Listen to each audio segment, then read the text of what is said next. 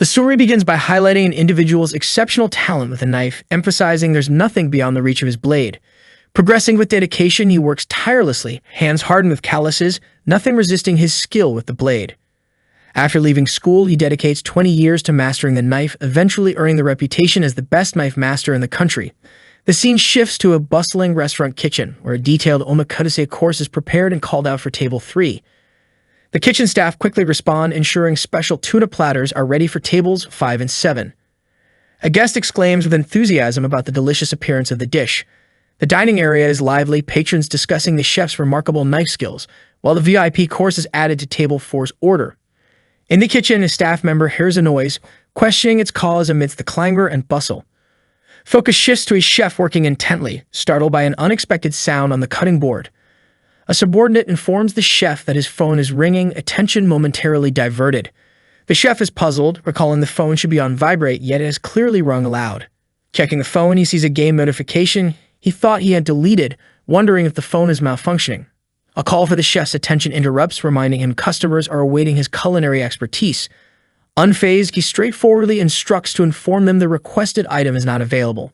Yet doubt lingers as it's apparent the refusal isn't entirely truthful. Mr. Kim is addressed by a man whose presence emits authority, seeking a decisive answer. He reminds Mr. Kim that ample time has been given for consideration, implying that everyday tasks should render this decision simple. With a dismissive tone, the man admits his prior ignorance, realizing he might have been too naive in expecting a prompt resolution. Doubling the effort is suggested, as if this will somehow lead to the desired outcome. A gesture of goodwill is presented. A briefcase full of money intended to ensure satisfaction and cooperation. The enticing offer of 3 billion won is made clear as an advance contingent upon task completion. The condition states the job must be executed correctly to justify the prepayment. However, in the midst of the transaction, the chef, firm in his stance, emphasizes the kitchen's focus on excellence and expels those disrupting the peace. He insists that the disreputable man exits as his presence is deemed unfitting for the establishment's environment. Nevertheless, the man seems impressed, almost amused by the steadfastness of what he calls the sword master, hinting at further attempts. Unperturbed, the man exits, confidently promising a swift return, convinced persuasion will eventually triumph. As he leaves, the chef stands firm with a colleague nearby, contemplating the earlier interaction as the group retreats. In a quieter moment, an associate discusses the surprising refusal of such a large sum, pondering the logic behind it. The chef knows they simply seek to leverage his fame, dismissing the idea they demand anything extreme, encouraging him to take it easy. Despite this logic, he remains resolute, stating no amount of money could sway his decision, choosing integrity over wealth. Two co-workers discuss the numerous notifications one receives asking if he's dating someone, to which he replies that it's just a game called Miracle Blessing. The co-worker mentions the game's name, and the other responds that he stopped playing it a while ago, calling the game Diaper Blessing. He wonders where everyone has gone without cleaning up, expressing frustration since the boss is there. He decides to leave first. Reflecting under the moonlight, he thinks back to his tough childhood after his family's bankruptcy, and how he has focused too much on just moving forward. Annoyed, he questions why his phone keeps ringing incessantly, feeling it's getting ridiculous. He wonders if he reinstalled the game while drunk and decides he should delete it again. Glancing at his phone, the date and time read September 16th, 1:13, as notifications from the game pop up. He humorously recalls how many years it has been since the so-called Demon King's invasion, finding it amusing. Accidentally, his finger taps on the notification, leading to a surprising new alert symbolized by an exclamation. He curses, realizing he clicked on the notification by mistake, while the game plays a song in the background. The loud and flashy background music feels instantly familiar, just as it always was, even after all this time. He notes how the female characters in the game are as attractive as they have always been. A colleague enters, informing the chef that the boss wants to meet him immediately. Looking around, he notices the phone lying on the ground, puzzled by its presence. From a rooftop view, he wonders aloud where the chef has disappeared to, seeing only the phone left behind. He questions why the chef would leave his phone behind so carelessly. He begins to search anxiously, muttering about the chef, considering that he might have gone to the restroom. Despite the peculiar events, he wants to understand why he engaged with such a typical pay-to-win mobile game that features an auto-hunting system. There is a reflection on the game's lack of a backstory, something often expected but absent here. He acknowledges that curiosity might have led people to ask why he chose to play this game in the first place. The truth pointed to his appreciation for how the female characters looked, matching his preferences. Engulfed by the game, he mentions never spending money on in-game purchases or finishing any cycles, not once completing it. He never became nor played as a notable character, but only a background character, a mere NPC. Finding himself in a situation where his whereabouts in the game are unknown, he recounts how he felt possessed by the game's fiction. The scene cuts to a sudden impact, a collision with a formidable presence catching him unguarded. He swiftly realizes that the confrontation involved a woman, leading to his surprise. He anticipates others' assumptions but assures them that it's not what they might think. Luckily, within the game's narrative, the setting was in Korea, allowing him to apologize for the inconvenience caused to the woman and affirm she's okay. The trade announcement declares the next station as Mapu, and Kan realizes that differences in characters were minor, yet similar enough for comfort. Kan quickly adapted to this world due to the similarities and reflects on his teenage status, noting it casually as he swipes his card. Despite being a teenager only for a year, Kan finds some solace in this temporary identity. He muses over his time living here, caught between reality and a game, trying to experience a teenage life he never had. Kan's life here is uneventful, leading him through an ordinary secondary life. This ordinary life continued until his return, marking a significant change. As Kan approaches the building, he hears a voice proudly announcing his arrival as the pride of the Suri Kang clan. The voice eagerly calls for him to look at a particular object, seeking his attention. Kan glances at the acceptance notice for Hwanakim Academy, detailing his admission and the required belongings for April 17, 2034. Slightly irritated, Kan wonders aloud why they keep bringing up the notice. Laughter ensues as his parents express their pride repeatedly, delighting in Kan's acceptance, insisting they raise him well. His mother reminds him about the entrance ceremony tomorrow, asking if he's packed everything, while Kan plans to finish packing later. With a hearty laugh, they're satisfied and allow Kan to go, wrapping up their joyful chatter. Kan laments that his simple dream of an ordinary life has been thoroughly shattered. Sitting in his room, Kan notices the excitement around him and feels unable to return to the ordinary life he desired. He reflects on how many times he wished to leave, always questioning but finding no resolution. The feelings of exhaustion persist, noting that his efforts seem futile. Kan gazes at a family photo, whispering about his fatigue, blaming circumstances silently. He wonders how he, Kang Jianma, managed to gain admission into such a prestigious school. The story behind this remarkable feat begins to unfold in his mind. Memories resurface of an intense examination process for Hwanakim Academy, where skills and determination were pivotal. A divine blessing was utilized, reflecting humanity's use of special abilities akin to game skills. These powers are mostly genetically inherited, shared among people who guard against dark forces. Hwanakim Academy was created to harness these abilities, a place to train against evil threats. Traditionally, the school was exclusive to upper-class hero families. A new system allowed special admissions from non-heroic families, and Kan was among those accepted under this change. Kan questions the necessity of heroes, implying the answer should be self-evident. He ponders whether it's due to monsters revisiting the threat they pose.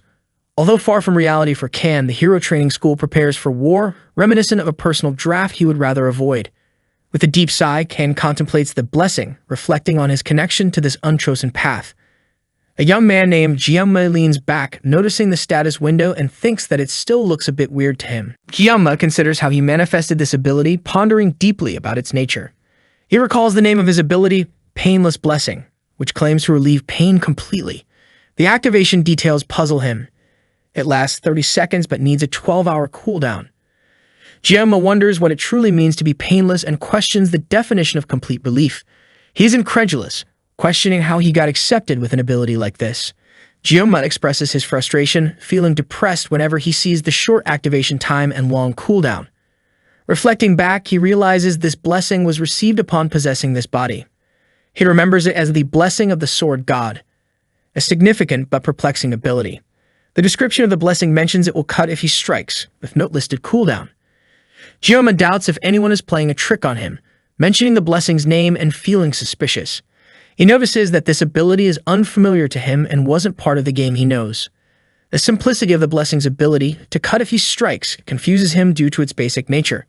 What intrigues him the most is the strange activation condition of this ability. Analyzing further, Jianma notes that the sword length and width are specifically limited to 30 centimeters and 5 centimeters respectively. This realization leads him to think about the perfect size for a sashimi knife aligning with the sword's dimensions. He questions the presence of a fencing game, wondering what the purpose behind this setup is. Frustrated, Jianma exclaims that he has no idea what is expected of him. He muses that life doesn't always turn out the way one wants, evident in his current predicament. Finished with packing, Jiyoung-mei leans back wearily, feeling relieved it's done. Suddenly, he realizes he almost forgot to pack his equipment, an essential for his journey. He repeats to himself the importance of packing his equipment, ensuring it's clear in his mind. Jiyoung-mei recollects that in the game, this character's equipment was rather significant. Even the lowest-rated gear was costly, with high-grade equipment being invaluable treasures. Contemplating the future expenses, he worries about the exorbitant tuition and his forced entry. He discovers that not packing something could lead to being marked right from day one. Jiyoung-mei thinks anxiously about the repercussions of not being properly prepared. Resolute, he decides that he must go to Dexo, giving himself a new goal. He recalls his first teacher's insistence on the value of Japanese knives, pondering their importance. Jiyoung-mei reflects on the notion that a true master does not blame their equipment and considers his own skills. Someone calls out to a new kid, catching their attention instantly, setting the stage for what's to come. They question the new kid, asking what exactly all this is about, implying something unusual is happening. The new kid contemplates, focusing on a bundle of sticks tied with a noticeable sale sticker, wondering why it's relevant. It's the entrance ceremony day, and weapon screening is taking place with an instructor inspecting the pile of sticks in a formal setting. It is noted that every year, upper-class students pull pranks, creating an air of mischief and tradition. The instructor decides they need to establish authority right from the start, determined not to let any chaos unfold. The instructor aggressively questions if the academy is being treated as a joke, indicating they take this seriously. There's disbelief at the idea of using a kitchen knife for the class placement tests, implying it's inadequate. However, the new kid insists that this humble kitchen knife is indeed their equipment, implying a deeper significance. A confrontation brews as the instructor barks at a student, but the student replies, wanting to be recognized. The student introduces himself as a special admission student from an ordinary family, making their status and background clear. They express concern about tuition being a burden on their family, questioning why they should buy expensive equipment. The instructor notices the special admission tag on the student's uniform, realization washing over them. Acknowledging the academy's tuition is a significant burden for non-upper-class students, there's a flicker of understanding. The instructor reflects on the academy's supposed equality, questioning their own prejudices about devoted students. It dawns on them that the 30% off tag was meant to symbolize the student's financial situation and intentions. The student remarks that blaming equipment is an amateur's mistake, underscoring a philosophy they hold dear. They quote wisdom about experts not blaming equipment, impressing the instructor with their mature viewpoint. Overwhelmed, the instructor silently praises the student's wisdom, as if seeing a goat ascending a mountain. After grasping the situation, the instructor allows the special admission student, Kang Jiyoung-mei, to use their equipment. Kang thanks the instructor, grateful for being allowed to proceed with the chosen equipment. As Kang walks away, other students murmur about the special admission, both curious and skeptical. The instructor commands the students to be silent and directs them to move once evaluations conclude, maintaining order. The instructor warns that they can be an angel or a devil depending on behavior, instilling a mix of fear and respect. Sighing, the instructor confesses needing a break from the stress and intensity of the day's events. Kang reflects on the encounter, acknowledging its expected occurrence but lamenting the unpleasant first-hand experience. He finds solace knowing the equipment evaluation is done and he successfully made it through the entrance ceremony. Yet Kang remains aware the class placement test looms ahead, which still poses significant challenges. Despite the exhaustion, Kang reassures himself about how far he's come, reinforcing his resolve to continue. Kang determines this school is where he'll spend the next 3 years, accepting the journey that lies ahead. The grand and majestic Hero Training School stands towering under the clear blue sky, its architecture blending beautifully with its surroundings. It is officially identified as Joaquin Academy, a name that echoes through the halls of elite education. The protagonist observes the academy, realizing it is vastly different from what was expected. The size almost resembles a small city, bringing a sense of awe and surprise. Sitting on a bench, Ken admits to himself that the surrounding view is quite impressive, a rare moment of appreciation. Kan reflects on his fortune being able to study in such a prestigious institution, remembering his previous struggles and disbelief at his present circumstances. The announcement of a placement test interrupts Kan's thoughts, signaling the need for all new students to gather at the training hall by 3 p.m. Kan questions the timing of the test, realizing its significance despite just completing the entrance ceremony. Kan reconciles with the idea of the test, accepting that it's a part of his new reality and something he'll have to adapt to. Contemplating his past, Kan notes he hasn't used a knife since arriving at the academy, reflecting on his perceived lack of options. Kan recalls advice from a mentor about the importance of never letting go of one's sword, pondering on his 20 years of living by the sword and questioning if a break has dulled his skills. As Can attempts to use his equipment, he realizes the level is too low, indicating an unexpected challenge in his new environment. Can experiences a synchronization process with his sword, feeling the energy flow as the equipment aligns with his being. Surprised at the equipment's response, Can observes its level 1 activation, pondering its implications. The activation seems to open a world of visions to Can, leaving him bewildered yet aware of the endless possibilities ahead. Powerful effects emanate from the sword, visually overwhelming Can as he's caught in this unfamiliar experience. Can questions the strange phenomenon, unsure of the sword's capabilities and its effects on his surroundings. Asking himself if he has returned, Can grapples with a disorienting sense of time and place. He notices that letting go of the sword seems to revert everything to its original state, deepening his confusion about the situation.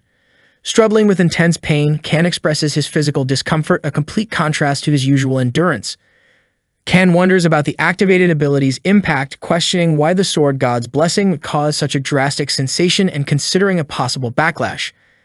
If each activation mirrors this pain, Can realizes using the ability could be problematic as he observes his trembling hand. Deciding against using the sword, Can acknowledges the potential danger and contemplates the repercussions of wielding such power. A call for new students to assemble interrupts Can's thoughts once again, reminding him of the immediate task at hand.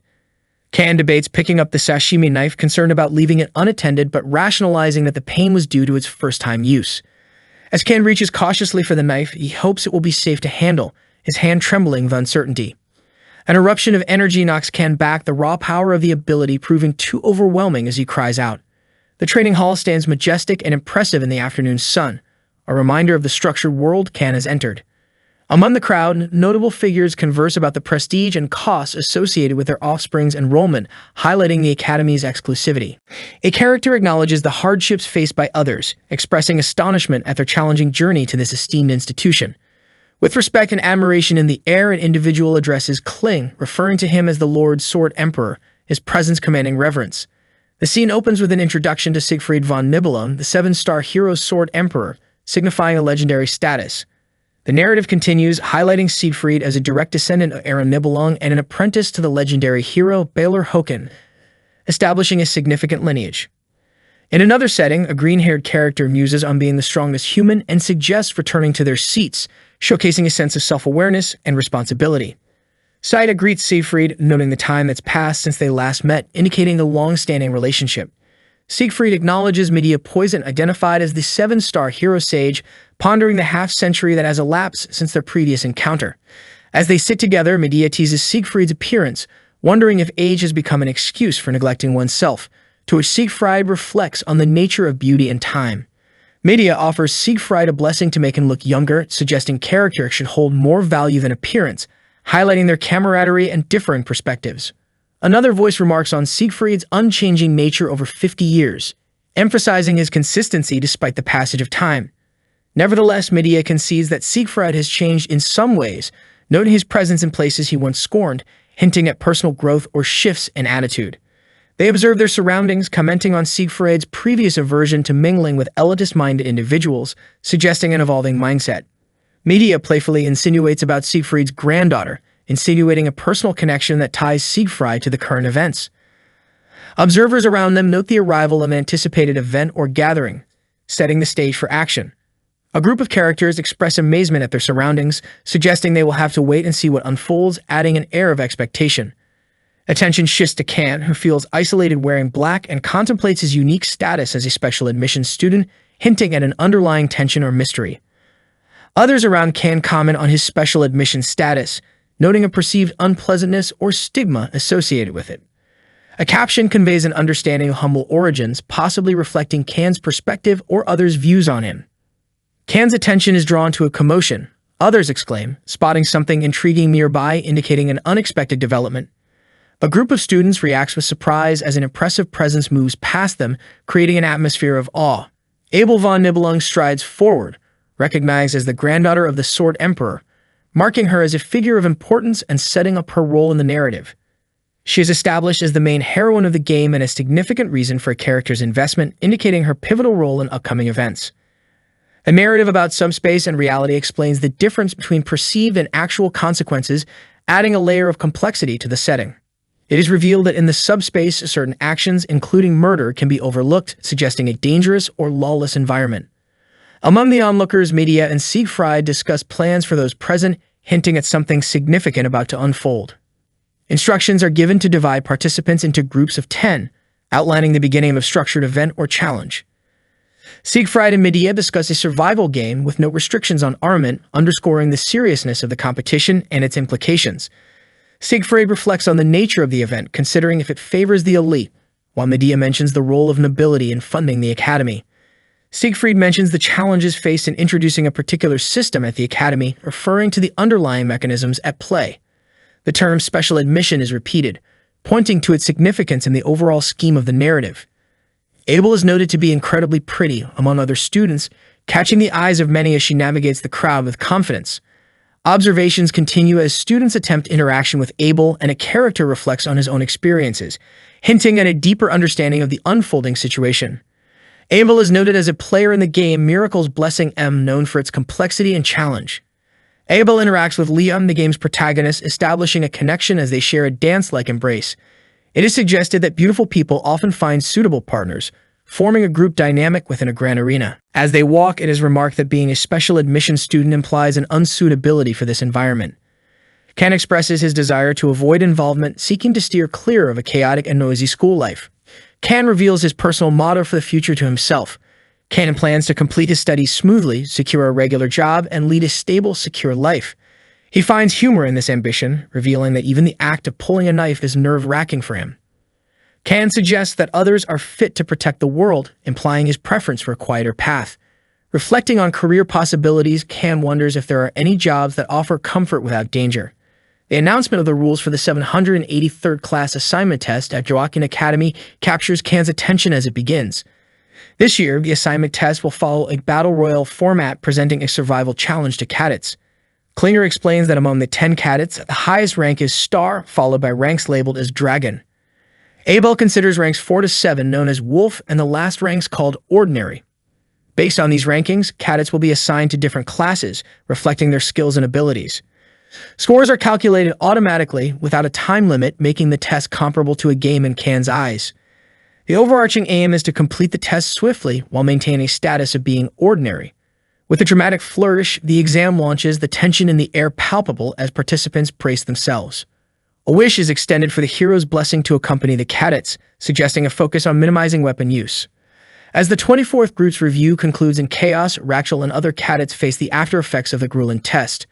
The 47th group's results are in, with Saki Ryojo taking first place, followed by Sarada amid an expansive arena.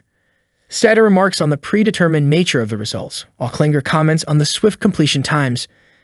Seda acknowledges the impressive history of the academy while noting that the current batch shows promise, but isn't quite on Seg's level.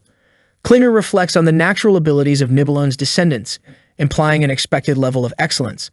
With the end in sight, Klinger decides to leave, making a disparaging remark about other students' ancestry. Seda questions Klinger's departure, pointing out that one batch remains for review. Noticing a disturbance, Klinger senses something unusual near the president, feeling an ominous presence. A cloud of confusion settles as people witness cadets seemingly falling from an alternative dimension space. Stata urgently calls for a medical team to check the newly arrived cadets, ensuring their safety. In an immediate shift, an urgent action unfolds with a focus on the decisive motion of a weapon. The setting begins with a stark introduction, implying that the outcome of an event was already determined, setting a serious tone for the unfolding story. A confrontation ensues as a character angrily refers to another as that bastard, hinting at the intensity and personal nature of the conflict. Despite someone's unfortunate luck, they find themselves embroiled in unexpected circumstances, a twist of fate not in their favor.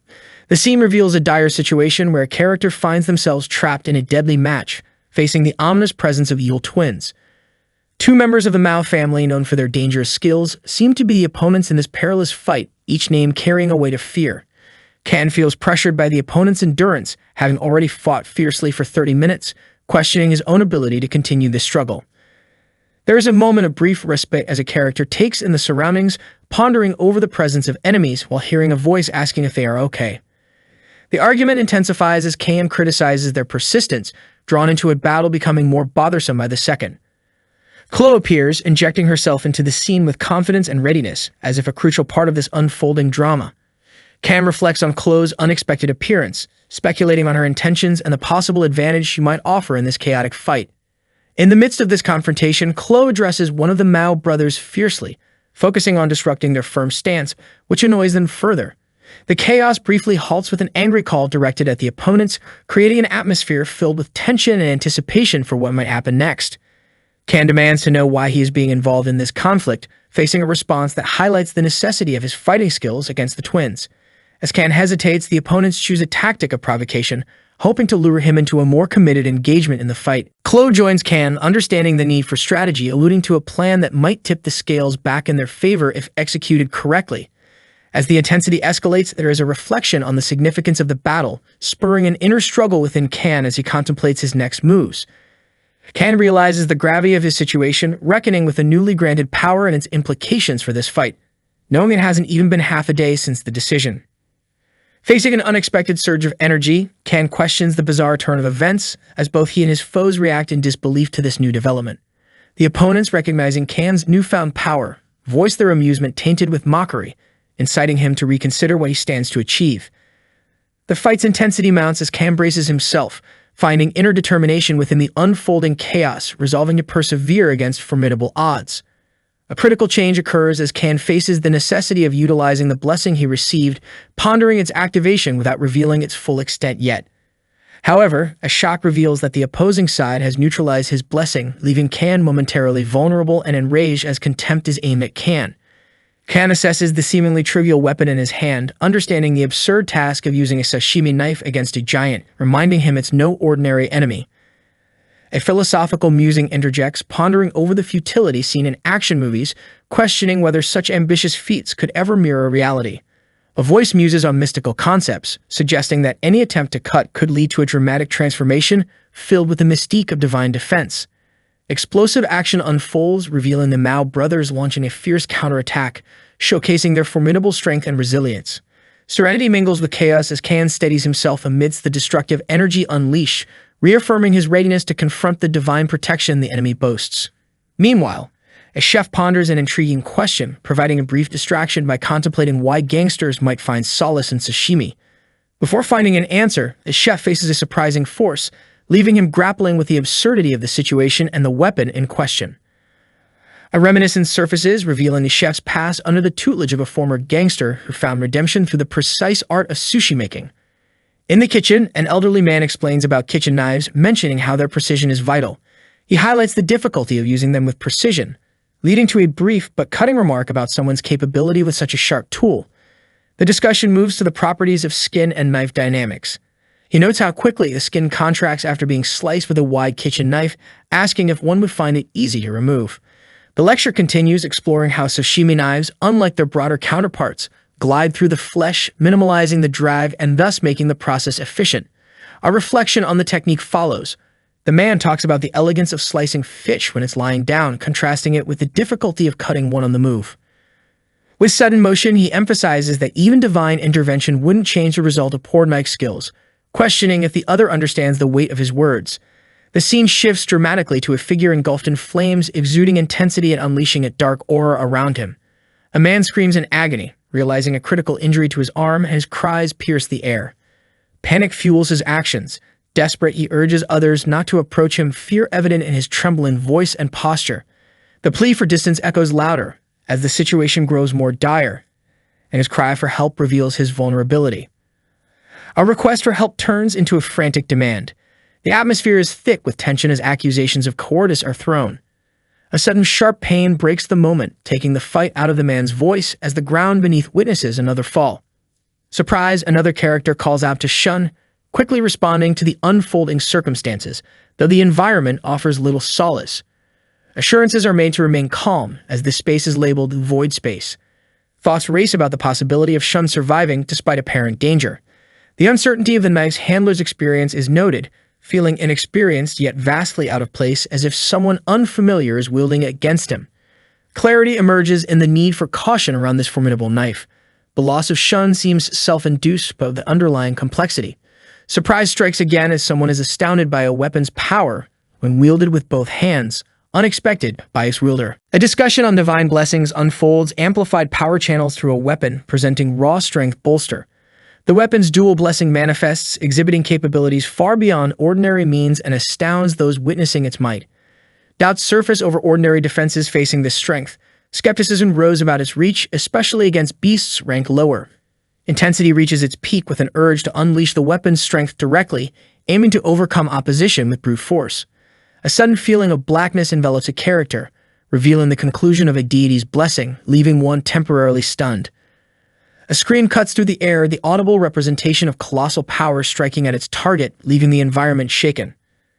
Lying in a hospital bed, Kan slowly gains consciousness, questioning his surroundings with lingering confusion about his situation. Surprise grips a staff member as Kan opens his eyes, sitting up in his hospital bed with dawning awareness of his surroundings. Still processing, Kan sees an unfamiliar face with a sense of déjà vu, unclear but undeniably present in his mind. A historical backdrop unfolds recounting the heroic acts from 50 years ago, involving a significant battle against the Demon Legion. Heroes emerge in this tale, identified as part of the legendary 7-star heroes, stamping their legacy in history. Sieg, revered as humanity's mightiest warrior, stands out in this story as strength personified. Meanwhile, Medea, serving as the academy director, warmly inquires about someone's well-being, mixing authority with approachability. Kan, bewildered by recent revelations, struggles to make sense of everything, questioning out loud in his own mind why these connections matter. The scene introduces a pressing question about whether certain individuals are present. A formal meeting begins with an inquiry about a name, and a man introduces the Jiama. Kling orders to get straight to the point, stating the person is indeed Jiama. There's a pressing question directed to Jiama about what they have done. The narrative shifts, evoking a sensation experienced at a particular time. Reflections reveal a surprising involvement in a dramatic past event, though the sensation seemed foreign. Kling reveals the danger of being targeted by a lurking monster must be avoided. Jiama reflects on their excessive actions, acknowledging the situation took place in the void space. Jiama expresses willingness to accept any consequences without complaint. Sei sighs, questioning the harsh treatment given to the young person, referring to Jiama. Sei expresses concern over the way Jiama was spoken to and mentions Siegfried's assistance in clearing meridians. Sei playfully requests Jiama to at least acknowledge her presence for the sake of her appearance. Sei reminds Jiama she had warned about certain behaviors, commenting on his shyness. Sei casually observes Jiama's shoulders, commenting on the light yet burdened state of his body. Sei reveals that they reviewed the footage of Jiama's unconscious actions with the staff. With enthusiasm, Sei admires that Jiama defended himself valiantly, calling him a prince she dreamed of. Sei insists Jiama is the hero himself, despite being interrupted by Kling, who calls her gently. Kling advises to maintain some dignity, causing Sei to acquiesce reluctantly. Sei assures Jiama not to worry about the test incident, explaining the twins' admission was political. Jiama finds relief in this and reflects on not having to share school life with the twins. The characters convey a surprising announcement, and Jiama acknowledges politely.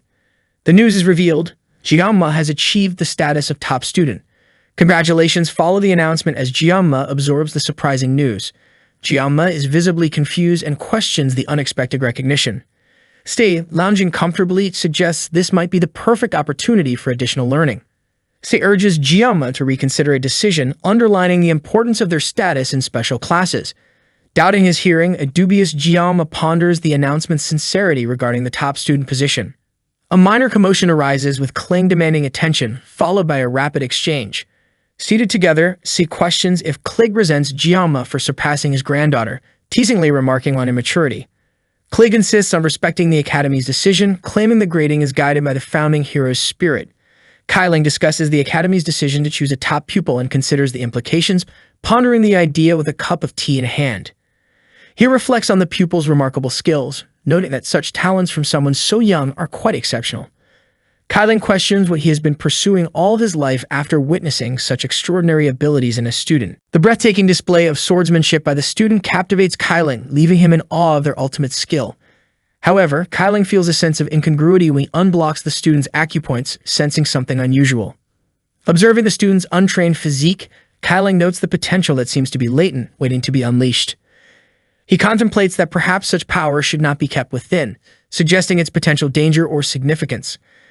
Despite his age, Kailing admits to being competitive, especially with students who challenge his expectations.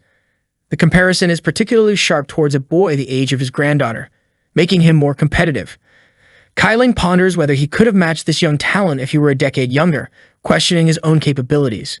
Seja interrupts Kyling's deep thoughts, curious about what occupies his mind, while he remains silent. Seja playfully challenges Kyling to share what students call women like her nowadays, sparking light-hearted banter.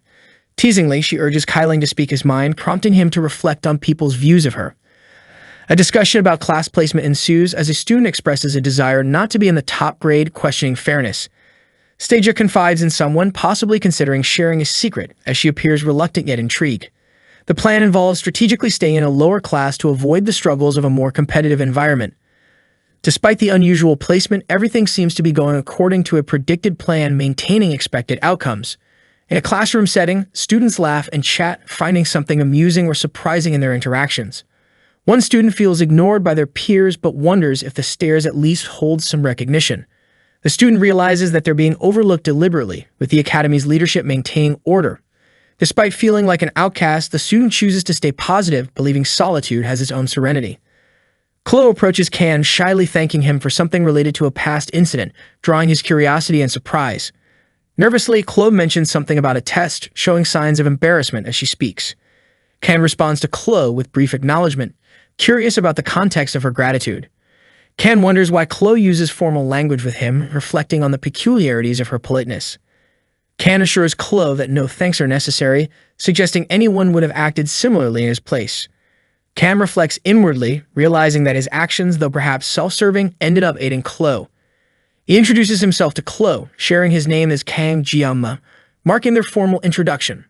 Chloe introduces herself in return, expressing surprise and pleasure at their shared class, creating familiarity. Can internally questions who Chloe is, her introduction leaving him curious about the mystery surrounding her identity. The male character is puzzled by a name he doesn't recognize despite being familiar with a related context for game, suggesting that he's encountering something unfamiliar in this setting. He reflects on how strange it seems to introduce a new character, considering the core theme involves combating demons. This thought occurs as he is seated in a lecture hall. He muses that perhaps the new character is merely an extra much like himself, which implies a sense of disconnectedness or insignificance within the larger narrative. He asks the female character with red hair, Chloe, to keep the incident from the exam a secret, to which she readily agrees. This exchange indicates a shared past event between them that requires discretion. Chloe, with a hint of uncertainty, requests something from him, prefacing her question to suggest she doesn't want to impose. The nature of her request is left to the imagination. A prompt from an unseen authority instructs everyone to take their seats, prompting Chloe to comply while the male character remains seated, displaying adherence to the command. As Chloe leaves, she mentions they will discuss a matter later, suggesting ongoing communication between the two, to which he responds casually. The instructor congratulates the new students, indicating a beginning or initiation to a new phase of their education or training. The instructor continues, emphasizing the honor of continuing the legacy of a valiant forefather, underscoring a theme of duty and heritage among the students. The instructor, Lee Won-bin, introduces himself as the leader of the Wolf class, establishing his role and the structure within the educational environment. He announces the agenda, which includes beginning with basic physical exercises on this inaugural day, setting the tone for a rigorous training program. A student inquires about the details of the physical training program, showing engagement and perhaps concern over the upcoming challenges. The instructor outlines a straightforward yet demanding routine of push-ups, sit-ups, squats, and laps, suggesting a comprehensive and strenuous physical regimen. Without further questions, the students are instructed to change into their gear and proceed to the training area, signaling the beginning of the physical activities. The male character humorously questions whether the exercise regime is designed to make them bald, hinting at its intensity or absurdity. He respectfully addresses the instructor, seeking permission to voice a concern or question, which indicates a hierarchical relationship within the context. He wonders how the instructor knows his name, implying a sense of surprise or mystery as he experiences personal recognition. He feels unwell and internally plans to avoid the rigorous training, revealing his reluctance and desire to escape the upcoming physical exertions. An experienced character praises the male character's assumed aptitude and suggests an advanced placement, which seems to bewilder him. Internally, he is overwhelmed by the idea of keeping a secret, projecting a mental conversation infused with confusion about his own thoughts on the matter. He claims to need the restroom urgently, using it as a pretext to avoid immediate participation in the activities. The instructor praises his directness and compliance, expecting to meet him at the training area, acknowledging his seeming readiness. Amidst the training, he struggles physically, internally noting his weakening condition as they run laps, indicating his effort to keep up. Frustrated, he exclaims his difficulty, fighting against his waning stamina, demonstrating a personal struggle during the exercise. As he continues with the laps, he internally acknowledges his fading endurance, fearing reaching his limit. Chloe notices his distress and inquires about his well-being, concerned about his physical state, showing a dynamic of care and observation. He reassures her that he's fine, brushing off her concern, while she curiously asks about his progress with the laps. He estimates he has completed about 5 laps and rhetorically inquires about Chloe, suggesting a comparative analysis of their endurance. Chloe reveals she is on her 7th lap, indicating her slightly better stamina and effort in keeping up with the training demands. He is surprised to realize the discrepancy in her progress, particularly her surpassing him as he contemplates her revelation of completing 9 laps. Chloe cheers on with enthusiasm, encouraging and expressing confidence in someone's ability to succeed, telling them they can accomplish it. Can lies in bed, feeling frustrated and expressing a deep sense of hunger, contemplating his famished state amid scattered items on the floor. A stark statement marks the passage of time, highlighting that it's been 1 week since the beginning of an adventure at the academy. Rising tension builds as the subject admits to facing unforeseen challenges, suggesting a rocky start to the journey ahead. Ken finds himself surrounded by friends, all sharing the pressing need to eat, and it's clear they are desperate for food. He stands before an overwhelming menu, shocked at the high cost of a simple bowl of spicy pork rice, exclaiming the price with disbelief. Ken grapples with the steep cost, questioning his ability to afford such expensive food, trying to come to terms with the situation. Sitting up in bed, he laments the outrageous price, feeling the sting of what he perceives as financial exploitation during his time of need. A painful realization hits him as he remembers turning down allowance money, regretting his past decision, which now leaves him struggling. Ken comments on his current state of living, having survived on the cheapest of resources, reminiscing about better times with provided dinners. Attempting to distract himself from the relentless hunger, he ponders other ways to cope, wondering if there is a blessing he can rely on. Lying in bed, he becomes aware of a glowing display detailing a certain blessing, providing a fleeting sense of hope amidst his troubles. The display reveals information about his physical increase, constraints, and how the blessing of the sword can be activated. As he deepens his thoughts, he realizes that just the contemplation of the blessing causes its virtual manifestation in his environment. Despite everything, Ken reflects quietly, unable to shake a profound sense of unexpected calm, though not completely at peace. Observing his reflection, he reassures himself it wasn't all for nothing, recognizing subtle changes in himself since the journey began. He questions the effects of the Swordmaster's intervention, pondering if the change in his physical state is akin to an evolutionary leap. Yet there's acknowledgement that the Sword God's blessing is limited, restrained to a mere sashimi knife in terms of its usable form. A hopeful outlook voices the possibility that continued development could potentially allow him mastery over even smaller blades in the future.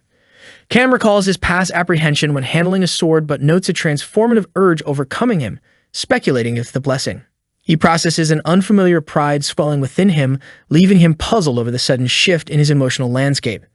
An unexpected presence catches his attention, prompting curiosity about the identity of the newcomer who's entered his space.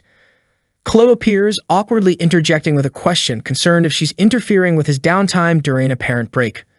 A curious internal question arises as Can wonders why Chloe has come to visit, puzzled by her sudden appearance. Can warmly assures her that she hasn't interrupted anything significant, showing genuine interest in knowing her reasons for visiting. Concerned, Chloe shares her observations about his absence from the cafeteria, expressing worry about his well-being and health. Can casually dismisses the idea of him consuming meals prepared by others, while he, in contrast, secretly enjoys them. Chloe seems relieved as Can downplays her worries, insisting she need not be concerned for his situation as he maintains independence. Chloe contemplates the situation, questioning an invitation for a meal together, causing a moment of misunderstanding before clarifying intentions. Happily agreeing to the plan, Can confidently acknowledges his cooking skills while they proceed towards Chloe's dorm across the street. The declaration to proceed together sets the stage, suggesting an upcoming journey or collaboration between the characters. Can enjoys the meal prepared by Chloe, expressing satisfaction and commending its taste, which pleases her. Can comments on the quick preparation of the meal, noting its quality despite the speed. Reflecting on his past culinary experiences, Can admits he had only tried cooked fish prior to this. Chloe suggests they check their refrigerator, prompting an affirmative response from Can. The two explore the idea of fish preparation. Chloe reveals her coastal origin and Can is eager to practice his fishing skills. Chloe considers making sashimi, while Cam internally reflects on needing to utilize a special ability. Can wonders if a longer knife is available, indicating his readiness to use a specific tool for the task. Chloe offers a longer knife, hoping it suffices, while Can assesses its suitability. Can decides against using the longer knife, opting instead for a standard kitchen one, challenging himself to finish the task swiftly. As Can activates his unique ability, he determines to employ it effectively for the task ahead. Chloe is intrigued by Can's claim of once being a top swordsman, finding it believable given the circumstances. Can narrates his efficient process of cleaning and filleting the fish in a short span, demonstrating his skill. He recognizes his accomplishment with pride, affirming his continued capability. Chloe questions Can's culinary prowess, leading him to divulge his past experience in a Japanese restaurant. Confused about the concept of a part-time job, Chloe prompts Can to explain the common practice.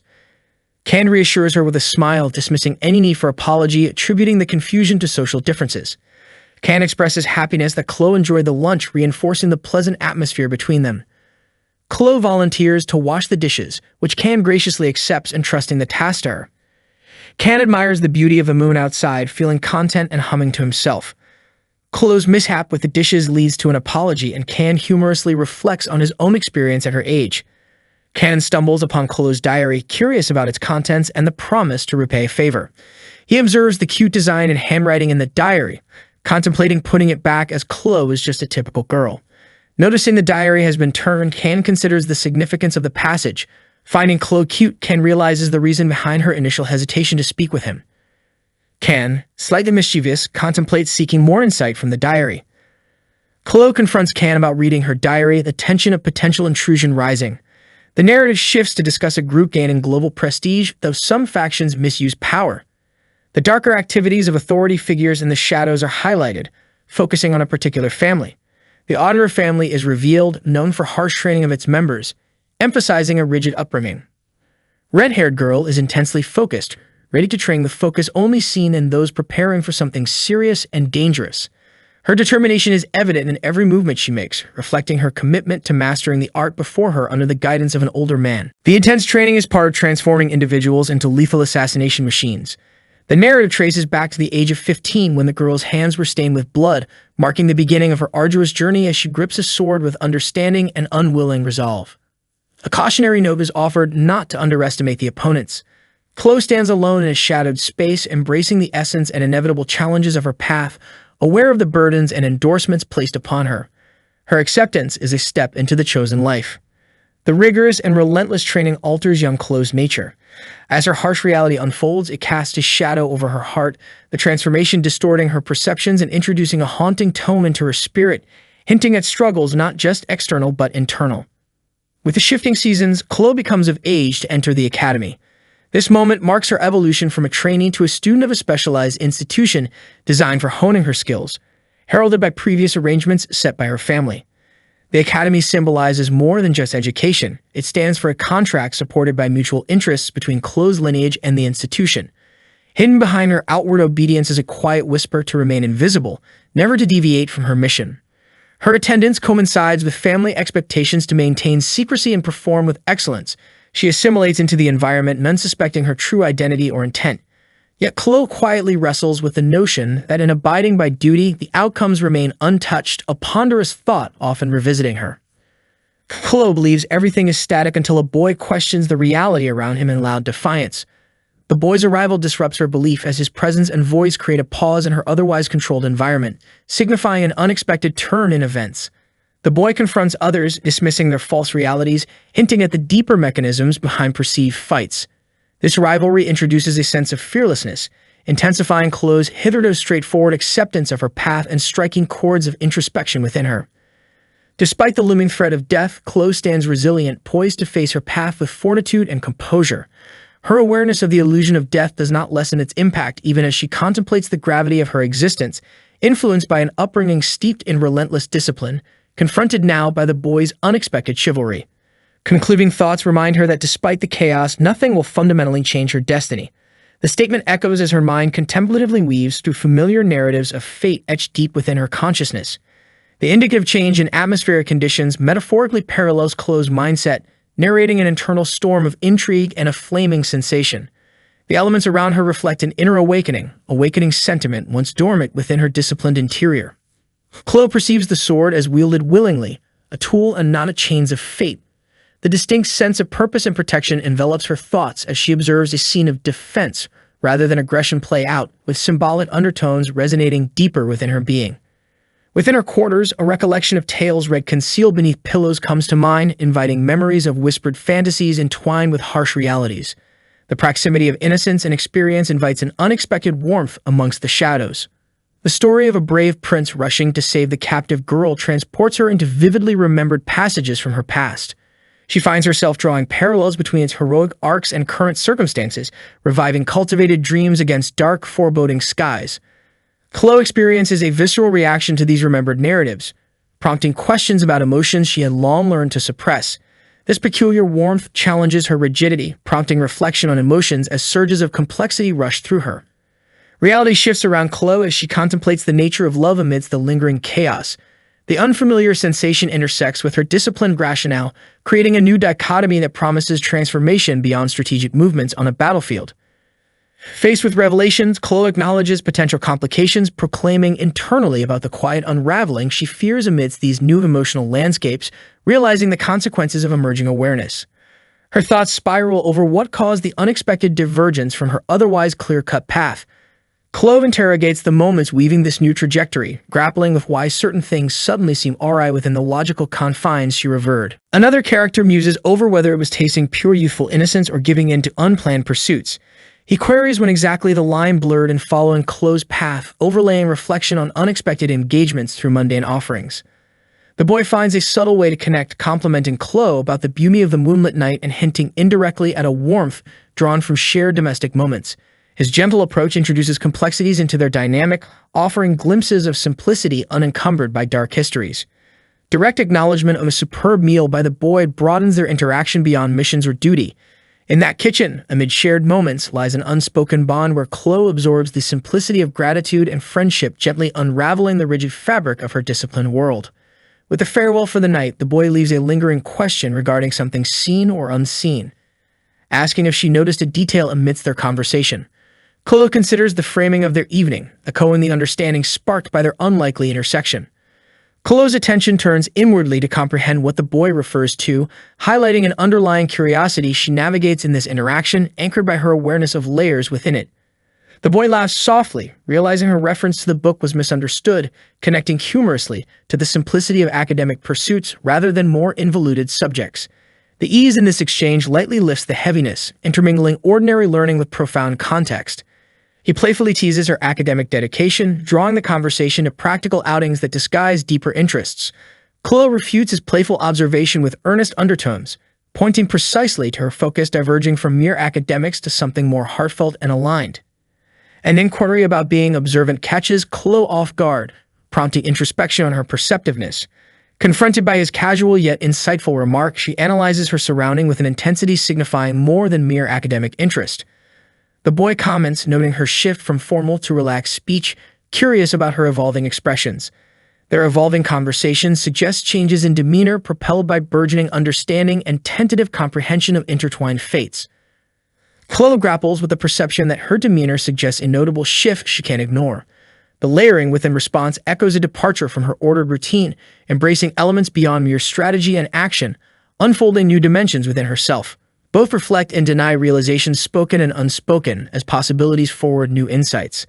The gentle negotiation continues between seen and unseen moments, establishing grounds where personal exploration and growth intersect amid dagger-sharp realities.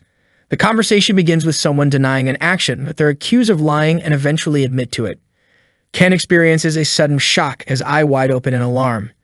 He questions what just happened, clearly startled by the unexpected turn of events. Ken looks outside, contemplating something significant as he decides that here is not the right place for his next move. The scene shifts to a view of a building's fourth floor, indicating a location of importance. He considers the consequences of jumping from the height, knowing that it would be disastrous for his body. Chloe stands near an exit, realizing there's only one possible path for her to take. Overlooking the building from above, he acknowledges his entrapment, feeling certain there's no escape from his current situation. Ken, bewildered, demands clarification on what's happening, his distress increasing. Chloe, wielding a glowing sword, prepares for a confrontation, intensifying the atmosphere. Can tries to make sense of Chloe's behavior, suspecting that she isn't feeling well, but he recognizes her type and feels some semblance of understanding.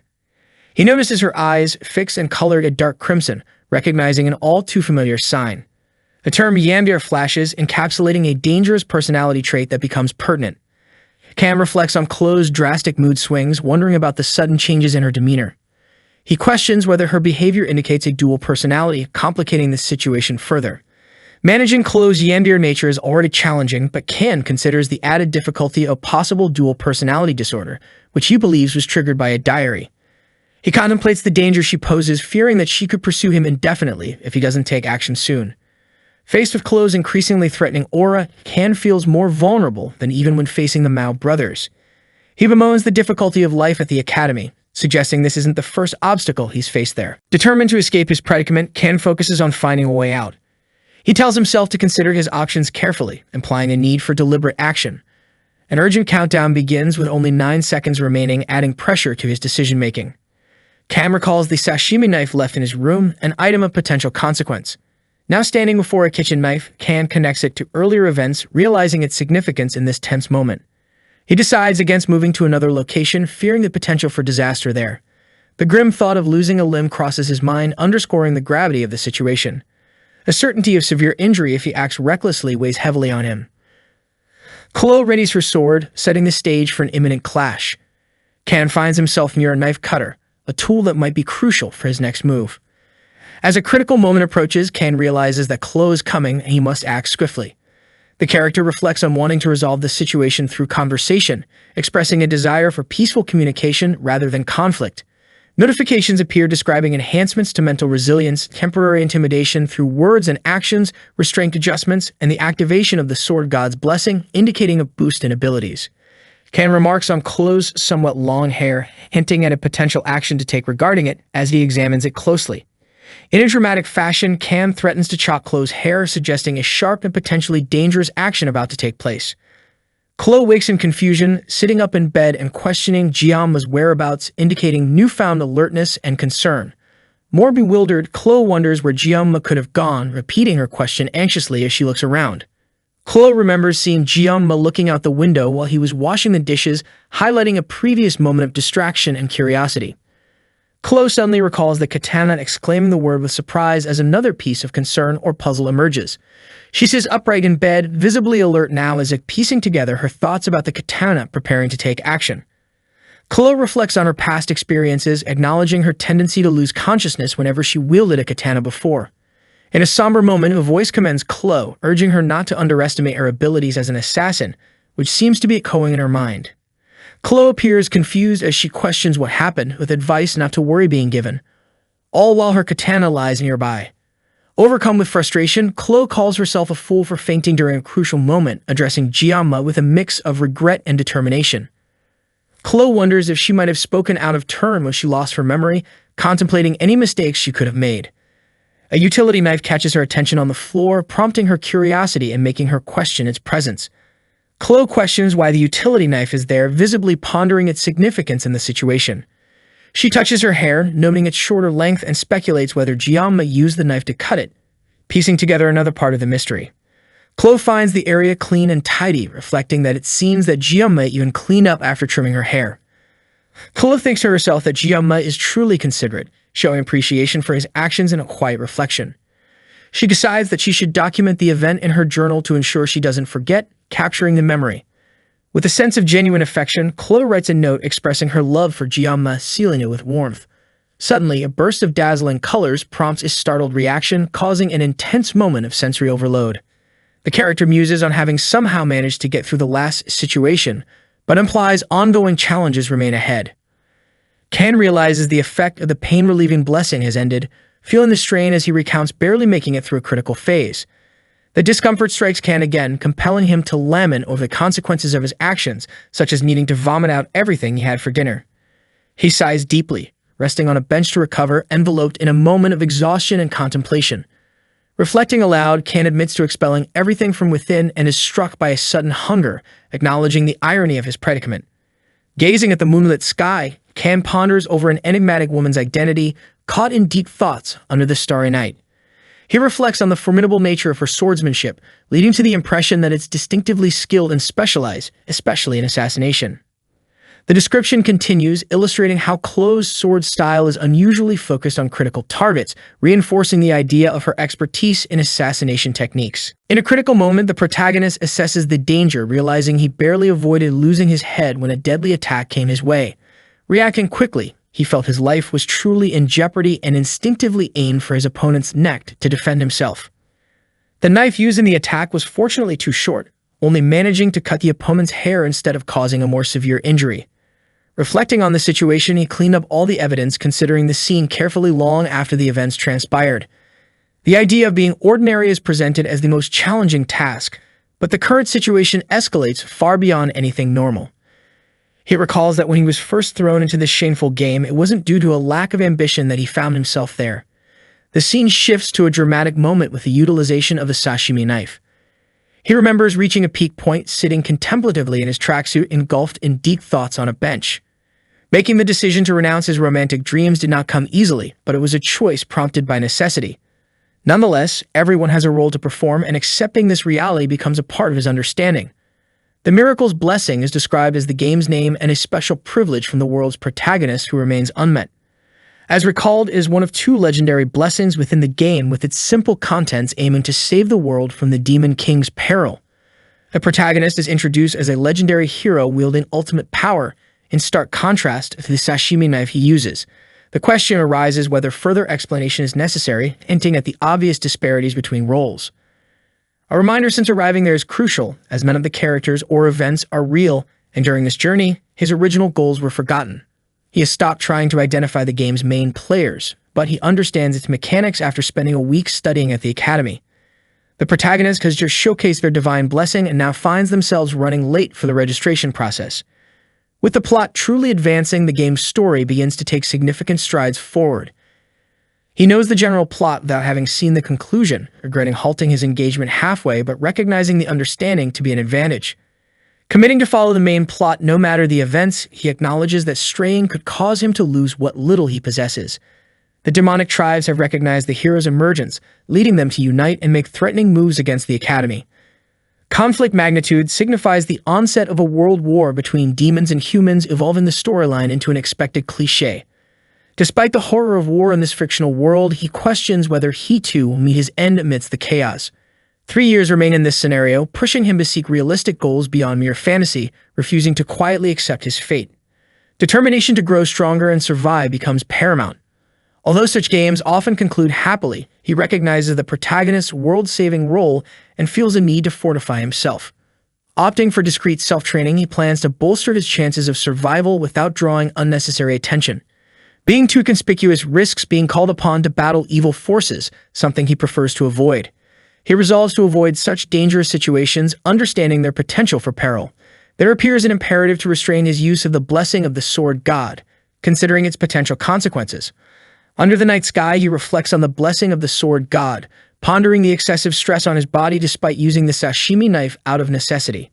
The screen displays information, body, mercy, and armament levels.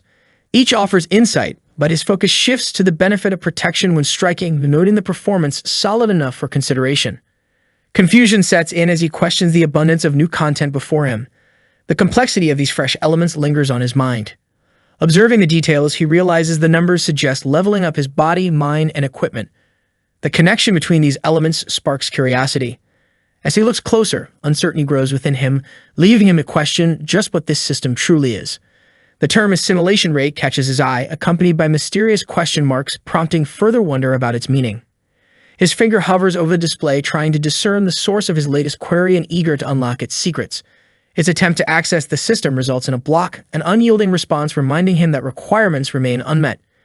He shifts his focus, deciding that what's most important right now lies elsewhere, dismissing the block as a concern for another time. While contemplating on a bench, he determines physical training is crucial and acknowledges the need for a new weapon, adding to his list of pressing questions. Realizing he can't depend solely on a temporary blessing, he contemplates training with a blade not quite fit for the god of swords. A practical examination looms next month, fortuitous timing for honing his skills marked on his phone calendar as a vital opportunity. The name Murasame echoes in his mind, significant and charged with meaning. This B-grade weapon signifies enough capability for graduation if wielded skillfully, meeting his immediate needs. However, he acknowledges the specs fall short of activating the God of Swords, ensuring it will not overburden him as a primary weapon. Standing in contemplation, he realizes the task ahead is larger than he anticipated, asking someone for just a moment. A voice claims his spot beneath the moon, staking an unexpected claim. Abel approaches, asking him to move slightly. Her presence catches him off guard, prompting him to acknowledge her request. He processes the surprise, finding it unbelievable to encounter Abel here.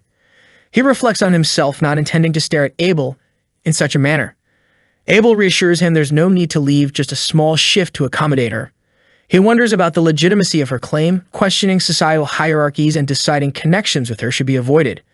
Abel makes a subtle adjustment to her attire, drawing his unintended attention once more. He internally admits the heroine's captivating appeal, acknowledging her beauty. Sitting beside her in what seems the finest place to star watch, he remains startled by her sudden proximity. Doubts fill his mind about Abel's lineage, questioning her connection to a legendary swordsman he knows. Reflecting on his beginnings, he remembers that even the handsome protagonist began as a rough guy. Abel inquires if his weapon is a sword. He responds, curious about her insight into his choice. Abel mentions that her grandfather had shared wisdom about swordsmen. She reveals that swordsmen possess varied expressions in their eyes, a statement rich with implied understanding. Abel casually hands over a unique-looking sword, encouraging Can to take it. Abel questions Can, wondering if he wants to test the sword's capabilities. Can shows little enthusiasm, expressing that testing the sword doesn't excite him. Standing next to Abel, Can reflects on whether Abel has changed from how he remembers. Can ponders if Abel is questioning him out of suspicion. He reassures himself that there's no suspicion because everyone at the school knows Abel's identity. Can admits understanding Abel's status more or less, indicating uncertainty. Abel confesses that he doesn't recognize Can and questions his intentions. Abel considers the situation cliché, stating he knows Abel's name, but Abel doesn't know his. Can questions whether one should give their name to someone they just met, hinting at caution. Abel speculates that Can might be spying for the Demon King who has infiltrated the academy. Now considering other motives, Abel mentions there's no reason to be alone at night. Can asks Abel why he's there, suspecting an ulterior motive. Abel explains he's exercising and training, prompting Can to clarify his own activity. Can humorously states that he was doing breathing exercises. Abel points to Can's injuries, questioning their origin. Abel reacts suddenly and dramatically, seeming startled on the bench. Can comments on Abel's diligence as the quiet night surrounds them. Abel confirms his dedication, showing the importance he places on his efforts. Abel reflects that people don't understand the burden of bearing the Nibelung legacy. Abel contemplates the pressure to be perfect and the scrutiny from even a slight misstep. Abel admits to Can about losing for the first time, a significant personal experience. Despite the loss, Abel felt relieved yet curious about his mysterious opponent. Abel's curiosity is driven by a desire for a rematch, preparing to defeat them next time. Can questions Abel's extent, but Abel insists it's a matter of pride and family expectations. Abel realizes sharing this with Can is unusual, prompting Can to wonder why he's confiding. Abel reveals he approached Can because he perceived him as weak, stirring curiosity. Expressing family values, Abel mentions being firm with the strong and merciful to the weak, yet having no close friends. This introspection explains the main character's distant demeanor, unconsciously affecting relationships. As the conversation winds down, Can decides to retire for the night, bringing their encounter to a close. On a dimly lit bench, Seiya asks a girl if she's ready to share her name. Indifferent, she responds she doesn't want to say and abruptly disrupts his curiosity by yelling impatiently, "Hey," seeking him to stop being nosy. Seiya's daily routine at the academy is unexpectedly serene. He finds himself deep in thoughts, often with hands clasped over an open book, studying in solitude. Chloe, amidst her peers, easily mingles and becomes part of the class, whereas Seiya sits alone, busy avoiding her gaze and accidental interactions, feeling the pressure of her presence. Occasionally, Seiya encounters Chloe's icy gaze among her new circle, but he nonchalantly dismisses such encounters as he belongs to a special admission group. Seiya reflects on his unique status within the Tiger class. Among the few special kids, there's an evident reluctance to communicate, which he attributes to a shared sense of entitlement. Seiya muses over the relief of not being part of the upper class. Here, he contemplates the advantages of his current standing, realizing the calmness it provides. A bold statement interrupts his reverie, highlighting the significance of the current political climate at the academy. His thoughts further reveal the season of political faction formation within the prestigious Star and Dragon classes, which brings an added layer of complexity. Saya recalls past experiences where participating in high-level classes felt overwhelming, as if engulfed by the masses. He shudders at the thought of being amidst such chaos now, acknowledging how dizzying it would be. Yet he finds solace in his daily routine, contemplating his choices over what to eat, maintaining his well-being. The woman briefly remarks teasingly about a delayed gift, but reassures Suya that it's worth the wait as she reveals an important item. The item turns out to be a faculty member card, capturing Sei's gratitude toward the academy director. He reflects on the appreciation he feels and the protocol he imagines following to express his thanks. Gratefulness is at the forefront of Sei's mind as he succinctly internalizes his appreciation. Saito wonders aloud about his fulfillment of his duties as a student, questioning if his efforts align with expectations. Despite the challenges, he finds satisfaction with the outcome, hoping to maintain this course over the next 3 years, thinking it'll lead to his envisioned future. Contemplating a promising future, he imagines achieving the goals he's set for himself, feeling optimistic. The narrative shifts to a historical reflection beginning 700 years ago in a Grand Academy setting. After a significant war, the hero Draken Baylor, intending to cultivate future heroes, founded this academy with his disciples. The classroom scene sets a solemn tone for the lecture. A teacher emphasizes the importance of historical knowledge, referencing Draken Baylor, urging students to pay attention for upcoming examinations. Staya appears uninterested, already familiar with the content, finding the information somewhat mundane. The text prominently describes Draken Baylor, the heroic founder of the academy, establishing his lasting legacy. The story recalls how Draken battled for 20 years, highlighting his tremendous contribution to history. It details his valiant confrontations against powerful adversaries, including the formidable commander of the First Army. Waken's battle against Lycan, the Demon King's right hand, culminated in victory, marking a pivotal moment. However, an unexpected setback arises, changing the course of history. Waken sustains a significant injury, losing an arm, rendering him unable to continue fighting. The aftermath reveals a battlefield filled with chaos and turmoil, echoing the screams and uncertainty. As the dust settles, the war's outcome remains inconclusive, lacking a definitive victor. Amidst the ongoing tension, a truce between humans and demons is achieved. Hero Waken establishes the academy to foster the next generation, symbolizing hope for a peaceful future. The lecture hall resonates with the professor's words, explaining how the first human-demon war led to a non-aggression treaty, paving the way for 700 years of peace.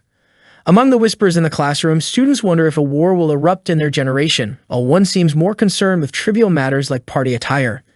These centuries have passed under the banner of peace, with history books marking it as a remarkable era.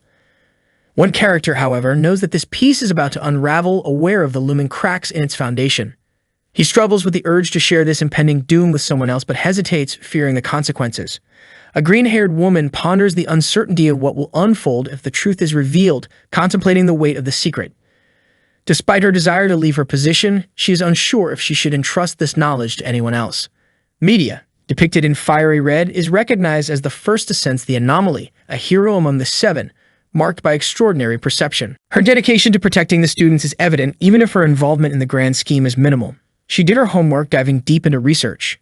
Nevertheless, her fate is sealed as she becomes the first to offer herself as a sacrifice to the Demon King.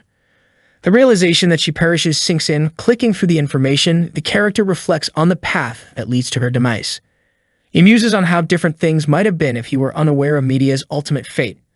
As the lecture concludes, the professor reminds the students to prepare for their upcoming exams in 2 weeks, signaling the end of today's session. The room buzzes with disbelief as something extraordinary seems to have occurred, drawing collective gasps and whispers. Excited, a red-headed student hurries to investigate the chaos, while another stays behind, puzzled by the excitement. Amid the commotion, one student questions whether the center of attention is a particular person, filled with apprehension and curiosity. This date marks a significant point, perhaps an unknown connection to events soon to unfold. In the corridor, students wonder if a particular student will join them, while others are certain how to choose a prestigious class, highlighting the social dynamics at play. Confusion mingles with anticipation as a group recalls their suspicions, trying to make sense of the unfolding events.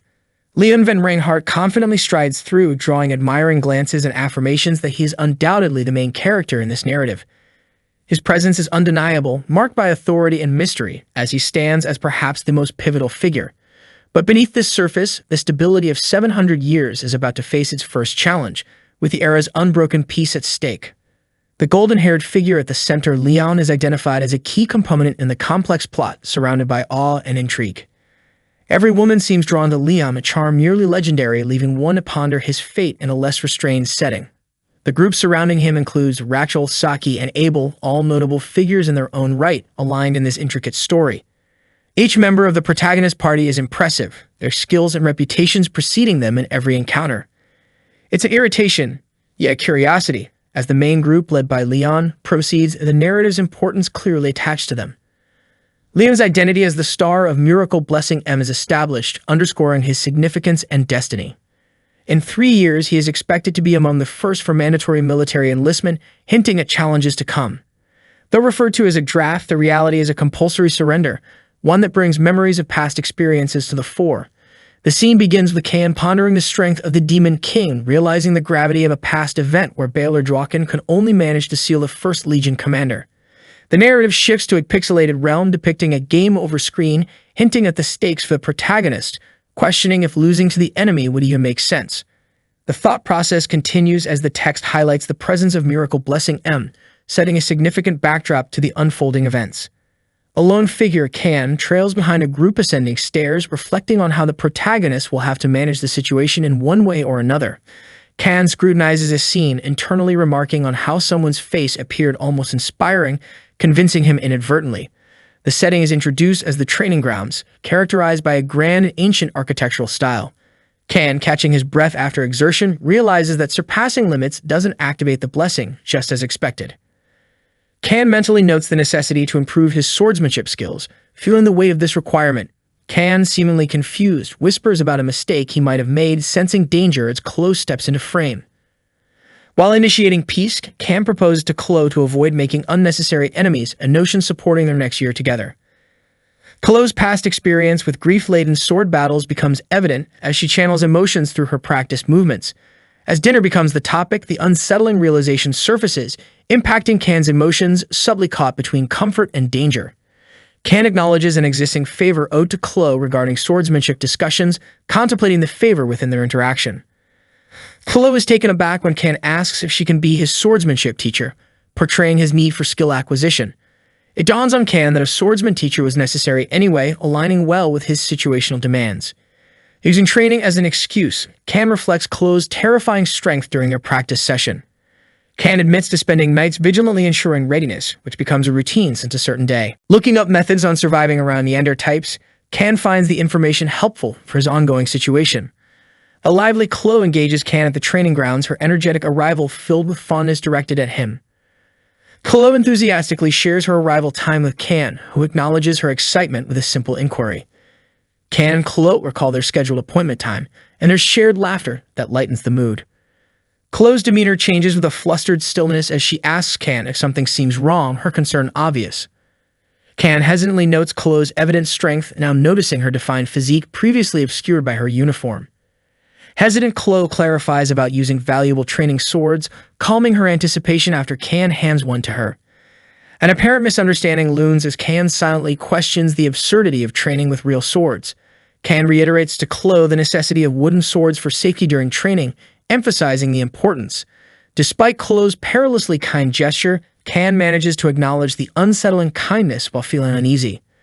Chloe displays immense power, forcefully wielding the sword, causing Kan to marvel at her precise, powerful swing. Kan remains cautious as the memory of a blessing comes to mind. The intensity of training sinks in. Lastly, Kan confirms an assessment from earlier, likely processing intricate instructions displayed on a holographic screen.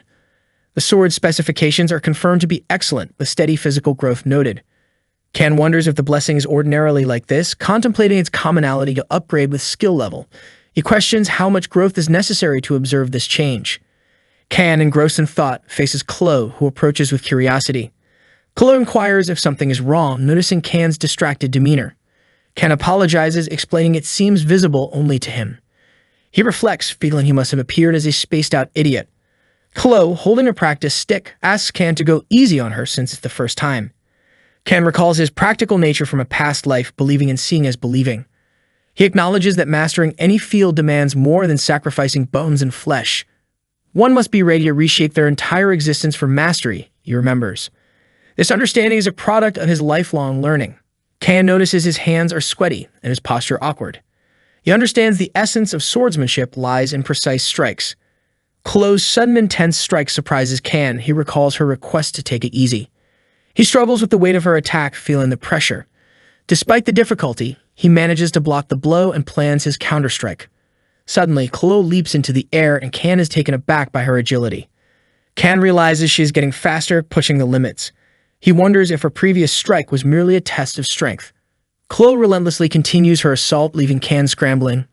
They engage in a flurry of exchanges, with Can acknowledging Chloe's skill and intensity. Can finds himself unable to seize an opening to counterattack. Chloe expresses regret, admitting she meant to go easy, but ended up breaking the practice sword.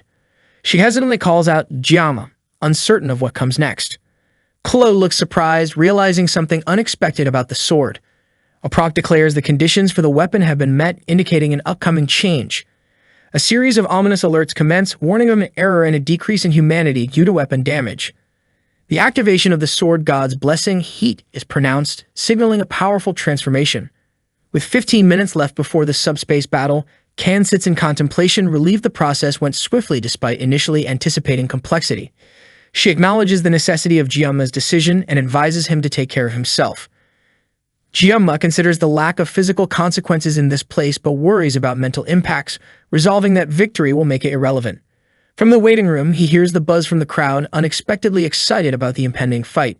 Reflecting on past efforts to avoid attention, Jiama finds it ironic that everything feels pointless now. A red-haired girl, upset, calls out to Jiama with a mix of emotions. Jiama assumes she blames herself and reassures Chloe, emphasizing that she isn't at fault. He reminds her of lending her equipment to him, believing it will help ensure success. Chloe mentions Nox's strength, implying the challenge ahead. Confidently, Jiama claims his strength matches Nox's, providing reassurance. Chloe praises a genius in the Aditor family, unmatched in dark arts, setting a high benchmark. Jiama, skeptical, questions the grandiose titles given, finding them unnecessary. Preparing, he knows the rules. Hold the dagger until the end, showing determination against fading thought. Announcements signal the start of the subspace duel, summoning cadets to the grounds. Jiama declares his departure with determination, and Chloe acknowledges quietly. He calls Chloe's name, catching her attention suddenly. Jiama highlights the world filled with geniuses, suggesting a competitive backdrop. Showing the weapon, he emphasizes the reason behind this serious approach. Jiama stands in the arena, surrounded by anticipation and echoed cheers. Supporters express confidence in Jiama's ability to face the challenge head-on. He feels like a Roman gladiator, surprised by the intensity and audience watching. Jiama is startled by the presence of the entire castle class, not expecting it. Members of the class, showcasing varied reactions, watch the proceedings intently. Jiama muses on the idle presence of the spectators, finding the scenario awkward. Facing a menacing figure, Jiama is accused of arrogance despite the threat posed. He acknowledges the ominous killing intent, calling the adversary intense. Jiama laughs off the adversary's anger, pointing out a master's skills lie beyond the equipment. The opponent prepares a response, focusing on dealing with Jiama's perceived overconfidence. Jiama critiques the opponent's dependence on tools, finding it disappointing.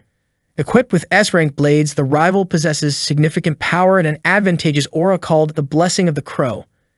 Jiama senses the adversary's struggle to control murderous intent, recognizing the difficulty behind it. Can stands ready, equipped with a Daiso Sashimi and a rose blade from Chloe, pondering the ridiculousness of using C-rank equipment, but determined nonetheless. Can and Chloe's eyes are filled with intensity as they prepare to engage a powerful subspace barrier. Several characters, including Abel, Rachel, Sei, and Saki, line up ready for what's to come next as they face forward with determination. A mysterious energy gathers with a swirling motion as a powerful blessing surrounds them, preparing for the task ahead. The barrier intensifies, emanating a strong aura with ominous vibrations spreading through the environment. The focus narrows on Can as he remains vigilant, with the impending battle demanding full attention and precision. A tense moment surfaces as a group of onlookers reacts with shock, asking if certain preparations are complete. Saki and Sei remain focused while others discuss strategies or express concerns regarding the unfolding situation. Intense action unfolds, and Can, in his fluid stance, prepares to engage the opponent directly, showing his skills. The clash intensifies, with both opponents exchanging powerful blows, their movements swift and calculated. Energies surrounding Can and Chloe expand with every strike, displaying the vast amount of power and magic involved. As the energy culminates, a sense of awe is evident from onlookers, witnessing the battle's magnitude. In a brief reprieve, discussions revolve around the ongoing fight, highlighting the importance of the unfolding events. Chloe appears thoughtful, contemplating whether Can can turn the tide, questioning his potential to overpower the enemy. As the duel reaches its peak, there's disbelief as Can suddenly drops his weapons, a puzzling move that surprises everyone. A masked male opponent questions Can's intentions with suspicion, wondering about his unexpected strategy. Can, distant but focused, readies himself once more. His determination reveals an unwavering resolve amid chaos. With unyielding focus, Can decides to cut down his enemy, releasing energy with a single strike, taking them by surprise. The opponent feels the pressure of Can's strike, pondering how they can counter such a forceful approach. As the struggle continues, there's a moment of introspection. Thoughts revolve around longing for a comfortable life and resisting a curse. Surrendering to the situation, Can mentally gives himself to a title, Sword God, embracing his role in the ongoing battle. With precision, Can prepares for a final decisive move, promising a clean cut that his opponent would be unable to perceive. The scene shifts to a poised stance as the strike's impact becomes clear, highlighting the opponent's vulnerability. The opponent, with a sudden realization, reacts with urgency as everything unfolds rapidly around them. Can reflects internally, ready to use any means necessary, irrespective of whether it is considered a blessing or curse. Silently, Can resolves that the time has come for a final farewell, signaling a pivotal change in direction. A sense of closure settles as Can acknowledges the end of his peaceful future, embracing the consequences of his actions. The aftermath of the battle reveals Can victorious, standing over a fallen opponent, marking the end of a significant encounter. A circle of observers voices various reactions, processing the outcome of the duel, with Can remaining composed in victory. A final closing scene captures Can walking away, holding his sword with purpose, marking a new chapter in his journey. The subspace duel concludes as Can reflects on whether he should have expected this kind of outcome, realizing there's no turning back now. Can considers how unpleasant it feels to use a knife meant for cutting fish on a person, something he always found unsettling. He finds solace knowing that both the Mao brothers and Nox were in the subspace during their fight, impressed by the subspace's specifications. Can acknowledges the opponent's strength, just as Chloe described, praising his incredible battle sense shaped by experience. Despite his opponent's visible killing intent, Can feels blessed to have sensed it, avoiding the danger it posed. The arena announces the victory of the freshman from the Tiger class, Kang Jianma, with a record time. Surrounded by attention, Can reflects on how companies could learn from such shameless publicity, yet feels indifferent about it now. He firmly accepts that this is the path he has chosen, with no regrets about decisions made. Onlookers discuss how Kang Jianmei, being from Aditor, explains his strength, wondering why other strong guys were taken down by him. Abel von Nibelung sits thoughtfully, pondering how Kang Jianmei's name seems to follow her everywhere, surprised by yesterday's events. Looking out the window, Abel thinks about how shocking yesterday was, being the only thing everyone talks about. Flashes of the confrontation come to Abel's mind, leaving her in disbelief at what she witnessed firsthand. During the clash, Abel recalls the overwhelming power on display, feeling the impact of the encounter deeply. As Abel processes these thoughts, she suddenly wonders if Can is truly the top student, interrupting her reverie. Frustrated, Abel slams her hands on the table, questioning Can's intentions and expressing her exasperation. Rachel Demura notices Abel's agitation and inquires about what's happening, puzzled by her friend's behavior. Abel dismisses Rachel's concern with a laugh, insisting it's nothing and attempting to brush off the question. Rachel probes further, suspecting that something is indeed bothering Abel, but Abel blames feeling sluggish due to lack of exercise. Rachel jokingly suggests Abel might be hiding something, pushing her to confess, while Abel feigns ignorance about the accusation. As Rachel teases Abel about being hungry, Abel firmly denies it, maintaining her earlier stance. Rachel continues guessing, wondering if Abel left her equipment or needs the bathroom, but Abel insists it's nothing. Amused, Rachel suggests it might be boy trouble, causing Abel to react defensively with surprise. Both share a laugh, with Rachel teasing Abel about romantic notions, but Abel asserts it's not what it seems. Curious, Rachel asks who captured Abel's heart, while Abel struggles to respond, her thoughts scattered. Rachel speculates on who could have impressed Abel, believing he must be special to gain her affection. Considering options, Rachel wonders if it could be Leon, noting his attractive appearance and potential as a candidate. Rachel finds it odd that Abel remains wary of Leon, prompting her to consider other possibilities. The thought of the special student from yesterday crosses Rachel's mind, making Abel uncomfortable with the suggestion. Rachel excitedly realizes she guessed correctly, taking pride in her deduction skills and enjoying the playful moment. Rachel grabs Abel and insists on going somewhere, leaving Abel confused about their sudden destination. Rachel declares her intent to take someone to the Tiger class. Two students comment on Rachel's arrival as she strides confidently past them, acknowledging others. Standing prominently, Rachel wonders out loud about searching for the black-haired person. Rachel muses to herself, contemplating where the black-haired guy could be. A student questions Rachel's decision to climb on a desk, pointing out the impropriety. Rachel urges others to admire her, creating an air of confidence as someone reacts in awe. A guy notices laughter and wonders if a certain girl is the black-haired person's girlfriend. Rachel decides that the situation is actually beneficial for her, exuding determination.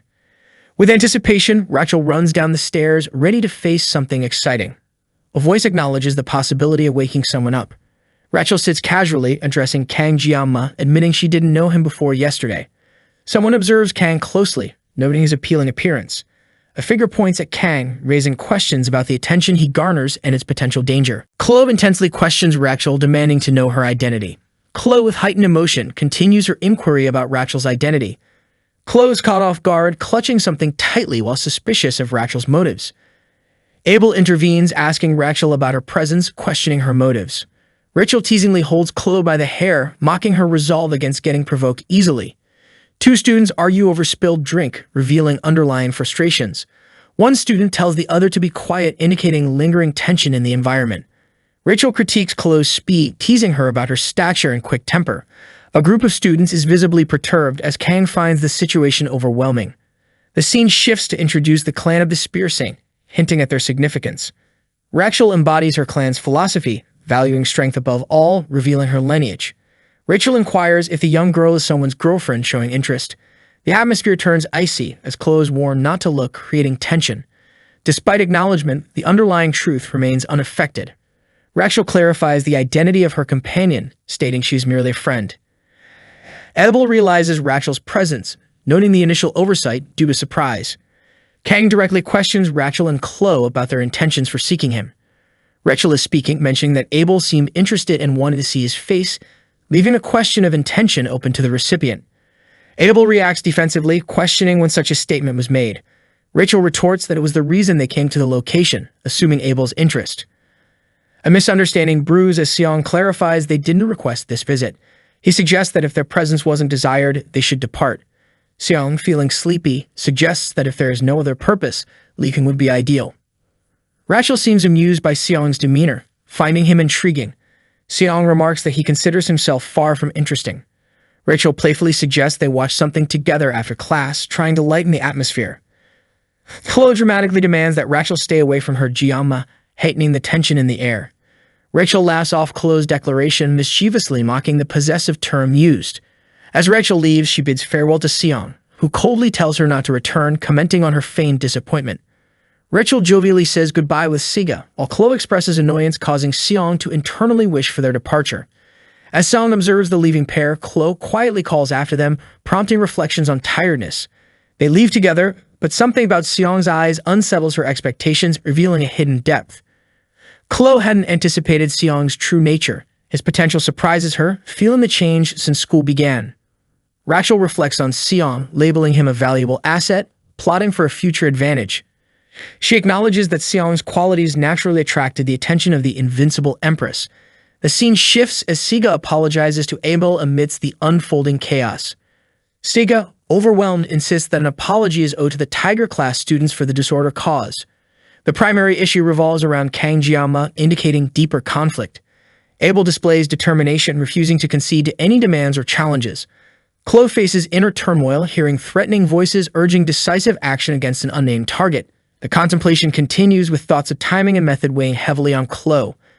Chloe's thoughts turn strategic, evaluating Seong's potential and considering an immediate approach. The moment for decisive action looms, with determination to reveal the true capabilities of Kang Jianma. An intense confrontation ensues, but the targeted individual unexpectedly pulls a striking move. In the aftermath of the duel, Chloe reflects on the closing of the subspace, wondering about the expected reactions. Contemplation strikes Seong as he realizes that a tranquil existence is no longer viable. Seong reflects on a knife, pondering its intended use versus its actual application, questioning the morality of harm. He muses that his only solace is confined within the subspace involving the Mao brothers and Nox. Observing the aftermath, Seong acknowledges the efficiency of the subspace mechanism, Recognizing Seong's strength, one reflects on the combat acumen drawn from real experience. Kan thinks about how obvious the killing intent was, but credits his victory to a blessing he received. An announcement rings out, declaring the winner as the first-year student from the Wolf class.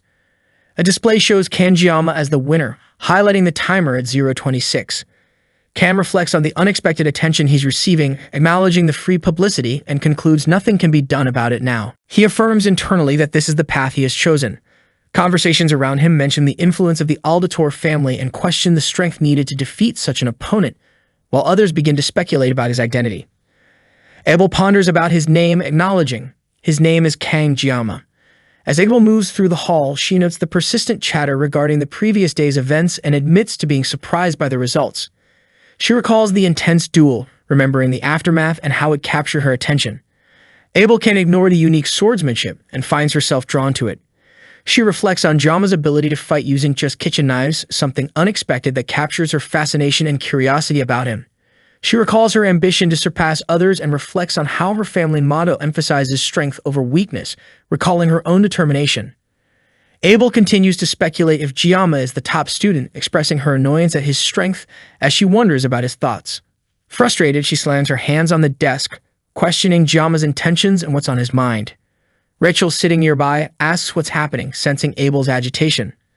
Abel dismisses Rachel's concerns with a laugh, assuring her it's nothing of consequence. Rachel remains skeptical, noting something feels off while Abel explains her lack of exercise as the reason for stiffness. Rachel teases Abel, accusing her of hiding something while Abel denies it. Rachel, still inquisitive, suggests Abel might be hungry, but Abel denies it sharply. She then asks if Abel forgot any equipment, receiving another firm refusal. Rachel continues, asking if Abel needs the bathroom, to which Abel responds with an emphatic no. Finally, Rachel jokes about Abel having a boyfriend, which visibly flusters Abel. Rachel laughs, teasing Abel about her unexpected romantic interest, while Abel vehemently denies such claims. Rachel, with a playful grin, probes further about who the person might be, leaving Abel momentarily speechless. The thought lingers that whoever Abel is interested in must be exceptional, as Rachel speculates further. She suggests it might be Leon, pointing out his attractiveness, while Abel processes the suggestion.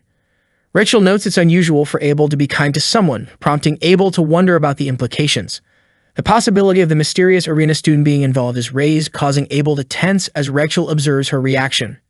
Rachel feels confident her guess is accurate, expressing her satisfaction with a chuckle. Rachel grabs Abel's hand excitedly, urging Miss Abel, "Let's go," while Abel questions their destination as Rachel insists on an adventure. Rachel confidently strides forward, commanding attention and declaring a challenge to the Wolf class. She enters the room energetically, apologizing to the students for disrupting their time. The students are surprised, with some whispering in shock about the presence of the second and fourth-ranked students. Abel proposes to Rachel that they should leave, but Rachel insists she found something interesting. Rachel stands on a platform, determined to find a black-haired individual. She calls out playfully, searching for the black-haired person in the room. A student hesitantly suggests that stepping on tables might be excessive, prompting Rachel to question him. Confidently, Rachel dismisses the concern by claiming her prettiness justifies her actions, leaving him speechless. Abby, witnessing the scene, feels flustered as others laugh nearby. Rachel's face lights up as she believes she has found the person she's looking for. Chloe is curious about the interaction with Jama, pondering if he could be Rachel's boyfriend. Rachel glances over conspiratorially, suggesting that his relationship status might enhance her efforts. She offers a half-hearted apology, brushing off any tension in the room. Meeting eyes with Jama, Rachel remarks about not recognizing him in the arena previously. But Voice wonders why Rachel has appeared in an unexpected place, questioning her intentions. Rachel observes Jama closely, commenting on his surprising handsomeness up close. She leans in, noting something specific about him while his instincts scream danger. Attempting to begin an apology, Jama looks alarmed as the thought, "Who are you?" echoes. Chloe's demeanor shifts, her focus intensifying on Rachel, who is now suspicious. Chloe's mood changes again, revealing a box cutter as Jama anticipates a possible confrontation. A puzzled thought arises about a unique combination never seen before, questioning the sudden turn of events. Abel tries to steer Rachel away, warning her of the potential danger in her actions. Rachel, unbothered, dismisses Chloe as merely a child playing with knives, cautioning her nonchalantly. Feeling challenged, Chloe's grip on her box cutter tightens, increasing the tension in the room. As the atmosphere intensifies, Jama and Abby exchange a tense glance, observing the unfolding drama. Nearby, other students unwittingly spill juice, caught up in their own troubles. Rachel belittles Chloe's speed, commenting on her slow reflexes and implying her immaturity. Rachel reflects on her lineage, invoking her family's strength and principles of immense power. With a teasing expression, Rachel asks Jama if Chloe is his girlfriend, adding to the situation's complexity. Jama responds simply and firmly, denying any romantic involvement with Chloe. The atmosphere is tense as Chloe approaches, surrounded by an ominous aura. A male character sees her coming and mentally notes not to look her way.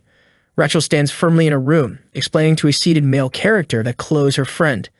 The male seems unsure and remains silent. In another setting, Abel reflects on how she hadn't noticed an earlier presence due to being distracted. She recalls that Abel was there too. The male character questions two individuals about their purpose in seeking him out, pressing for answers without much patience. Rachel shares that she heard Abel might be fond of the male they are addressing, revealing her curiosity to meet him personally. Abel, surprised, questions when she mentioned any affection, pointing fingers at Rachel for dragging her to the location. Rachel claims she misunderstood as Abel didn't resist. Observers in the venue overhear Abel raising her voice, wondering why there's commotion. The audience seems interested in the potential confrontation. Abel admits to a misunderstanding, clarifying she never agreed to come, but the male suggests she should leave if that's the case. As frustration builds, the male, troubled by the commotion, advises them to leave if nothing important is being discussed. Rachel teasingly comments on the male's humor, expressing her fondness for funny folks while he bluntly states he isn't amusing. Undeterred, Rachel invites the male to her room after class for a movie, insisting despite his lack of enthusiasm. Chloe interrupts, raising her voice and commanding Rachel to stay away from Jama, signaling a protective stance. Rachel mocks Chloe's attachment to Jama, laughing at her nickname for him. Chloe's name rings out in exasperation.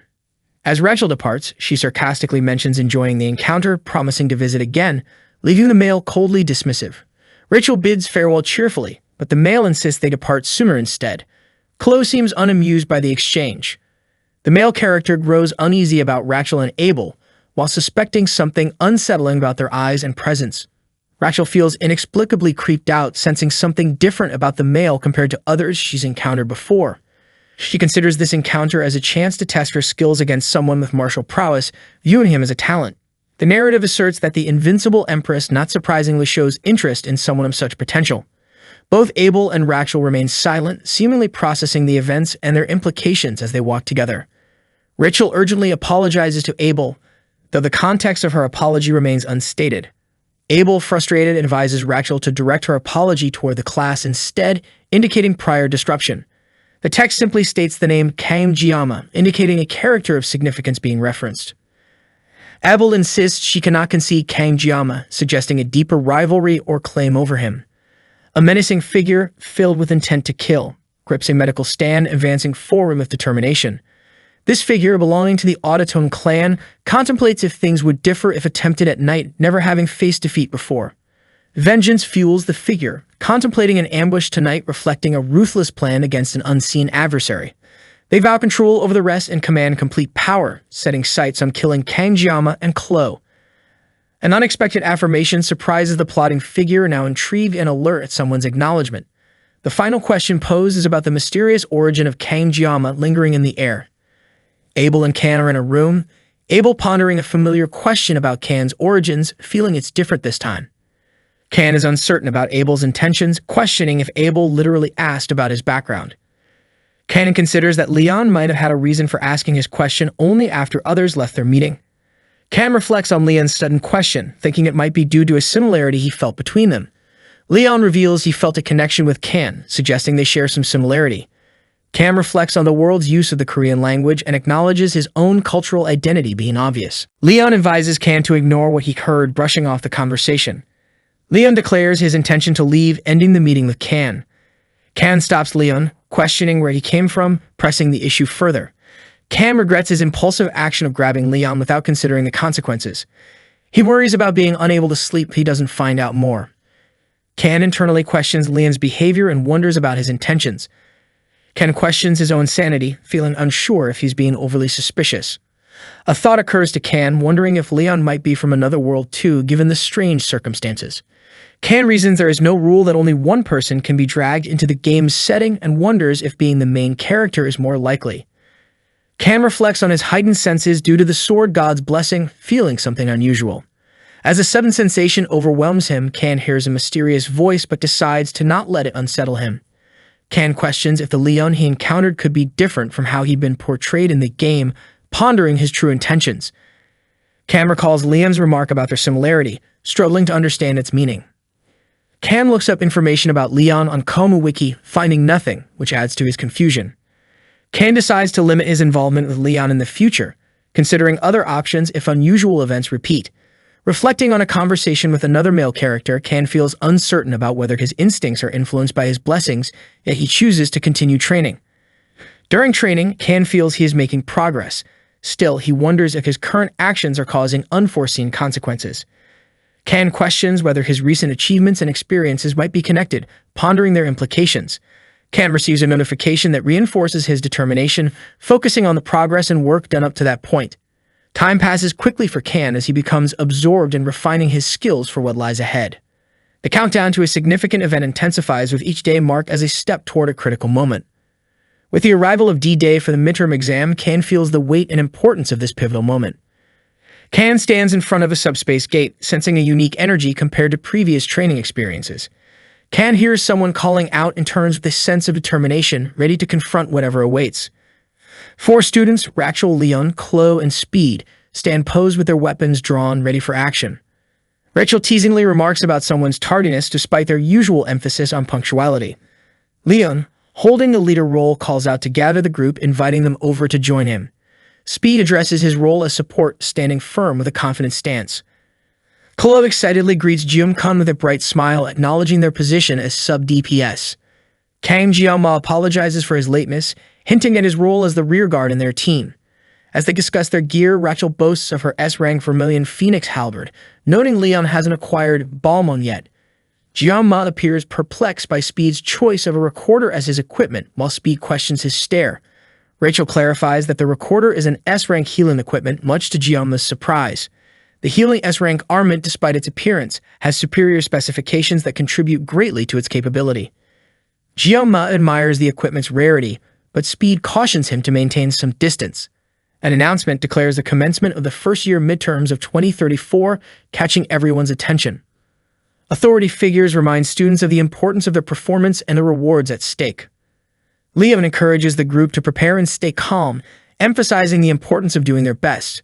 Jeoma reflects internally, feeling both anxious and ready as they finally begin the challenge. Chloe appears nervous, catching Jeoma's attention, leading him to ask if something is wrong.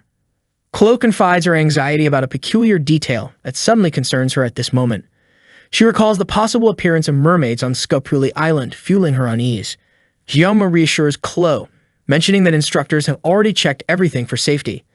Memories of Sicily come to Chloe as she recalls the past damage caused by frequent mermaid sightings. A notification signals that the subspace gate is now active, indicating the transition to the next phase.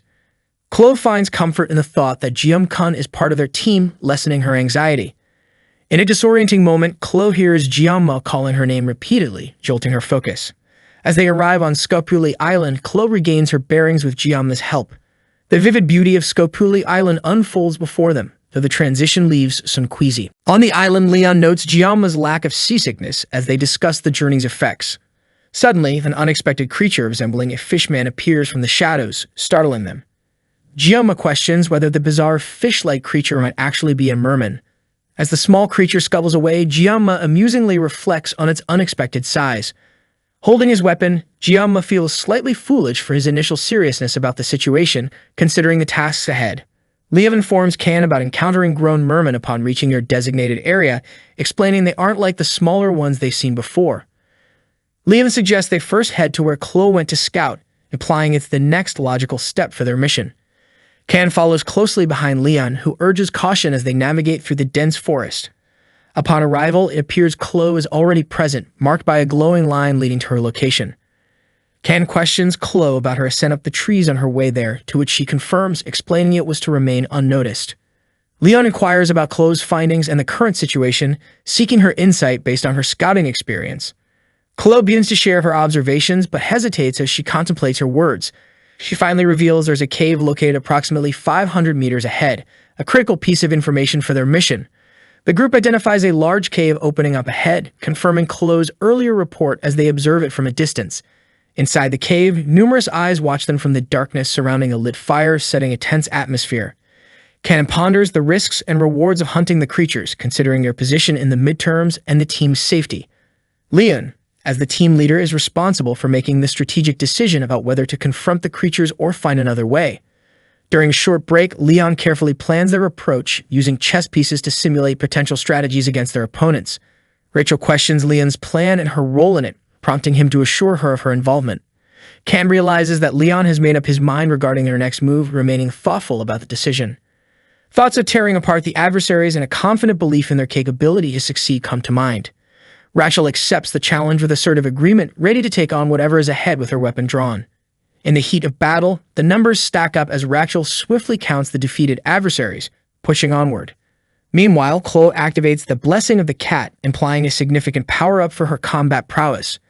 Can observes Chloe's transformation in disbelief, unsure if he's witnessing the full extent of her capabilities. Rachel taunts Chloe about her increased speed, while Chloe proudly claims responsibility for her own downed opponent. Cam reflects on the intensity of the combat, releasing his breath as they collectively acknowledge their situation. Leon and Can discuss the revealing of a hidden location, questioning the authenticity of the situation they find themselves in. Cam privately admits to getting overly involved in the combat, despite his initial reservations about participating. An enormous imposing figure rises from the water, labeled as a demon mermaid, signaling a new challenge for the group. Rachel scoffs at the demon mermaid, deciding between the options to flee or fight, ultimately choosing to stand and face it. Rachel dismisses the threat, urging her companions to focus and prepare themselves for the encounter. Chloe's sudden alarm, followed by a passing acknowledgement, forms the backdrop as the team prepares for action. As Can and Chloe strategize, they exchange a weapon, displaying their readiness and adaptability in facing danger. In the aftermath, Rachel demands others acknowledge her contributions, asserting her prowess and role in their success. Two figures confront Can, demanding to know what he intends to do in this dangerous situation. Can reflects on his long vacation after being expelled from the academy, realizing now is his chance to prove himself. With determination, Can notes he has caught a big fish, readying himself for action. Can understands that magic is vital for survival in this world, contemplating its significance. It's revealed that despite magical skills being crucial, it's sometimes better without them. A slender figure reveals a briefcase containing something mysterious. Can is confronted with an array of new abilities, but he decides not to take another look. An important discovery leads to understanding the essence of a secretive power, something only the chosen few can master. Can's actions are perceived as insane by a red-haired figure who shouts his name in frustration. Furious, the purple entity strikes down fiercely, its power evident as the scene descends into chaos. Can muses on the nature of the enemy, a fish in form but monstrous in presence, urging himself to dive in. Emerging from the impact, Can lands nearby, leaving his allies questioning his readiness for what's next. Speed questions Can if everything is okay while engaging in conversation with Can over what just transpired. Taken aback by the explosive action, Speed is left in awe of Can's abilities, proclaiming it incredible. Speed admits to feeling excitement at witnessing Can's prowess, recalling their shared history in the combat class. During a conversation, Speed admits finding pride in Can despite his surprising rank. An imminent attack is perceived on the horizon, with Can leveraged to face it head-on. Rachel shouts in immediate reaction to the danger, acknowledging the weaponized threat before them. Speed realizes too late that the enemy was targeting them all along, its intent clear. Can addresses himself, urging to remain focused instead of targeting shallow victories. Two figures recognize Instructor Kim amidst the chaos, bewildered by his presence. Confused by the unusual noises, the two figures note the remnants of a roar and an unfamiliar flash of light. As rain begins to pour, they acknowledge the need to hurry and tend to the injured, mindful of Thunder's warning. Eyes fixed on the academy, the decision is made by one to return quickly, prioritizing safety. Can stands amidst debris, wielding his power against the purple menace, a struggle that continues to unfold. Can prepares to launch himself towards a greater threat, intending to finish the fight with precision. Speed watches closely, realizing every action has intention as Can executes a well-planned strategy. The threat looms overhead as Can ascends, uttering words of encouragement to himself to see the battle through. Alone in his ascent, Can resolves to dismantle every challenge ahead, undeterred by the looming danger. Pushing himself beyond limits, Can is relentless, urging himself to move with increasing speed. A decisive moment ensues as Chloe strikes fiercely, her blade finding its mark amidst a wave of power. Chloe feels an intense pain in her legs, likening them to screaming, and plans to use her blessing to run, hoping for even a little help. The agony becomes overwhelming, and Chloe thinks about how unbearable it is.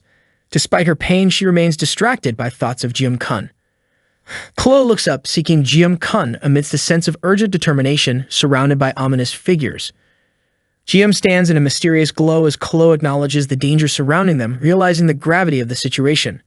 Chloe reacts to an unexpected blast nearby, aware of the immediate threat. A split-second decision follows as Chloe tries to maintain her balance and control in the chaos, refusing to fall. Out of breath, Chloe resolves to find something or someone crucial to her next move. Desperation takes hold as she silently pleads for anybody to assist her. Chloe loudly calls out, hoping someone will hear her cries amid the tumult. Her senses are muddled, but Chloe perceives something indistinct that she can't fully understand. Chloe identifies the mermen and is startled by their presence. Suddenly, Chloe finds herself in a fierce clash with Sekya, blades colliding in the rain. On the ground, Chloe sees others around, feeling the environment heavy with silent tension. Liam expresses shock at the scene, wondering if they've walked into an ambush as he confronts a fish-like creature. Abel, observing Chloe down, questions her sanity and urges her to rise, acknowledging the situation's seriousness. Abel notices something familiar about Chloe and alerts Can to the observation. Chloe, weak and drenched, mutters for help, her thoughts racing back to Jeom-kun. As figures gather ominously around her, the atmosphere becomes tense and dramatic. Spit observes an unknown character's proficiency, likening him to a skilled swordsman dealing with danger. This swordsman has surpassed expectations, proving capable of overpowering significant threats. With remarkable agility, he deflects attacks and prepares to finish the battle. The climactic moment arrives as the act of severing becomes both literal and figurative. The narrative reflects on the origin of this cutting technique, emphasizing its simplicity. Spit and Rachel stand together, contemplating the situation's outcome as they face the remaining threat. Realizing the danger, Rachel urgently warns Spit about the mermaid's impending action. Spit internally notes his observations on the adversary's capability, considering the balance of sword against magic. He fears the use of magic that could potentially turn the tide, worrying about the unknown.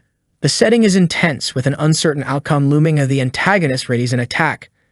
The drama heightens with a formidable strike, leading to a tense moment as the panel closes. Can is confronted with an explosive situation as chaos unfolds around him, illustrated by swirling waters and intense expressions. A monstrous figure with a sinister grin appears menacingly toward Can, adding tension to the atmosphere. Can struggles against the immense power directed at him, his expression reflecting his inner turmoil and the overwhelming force. He declares his inability to avoid the oncoming threat, feeling trapped by the intensity of the situation.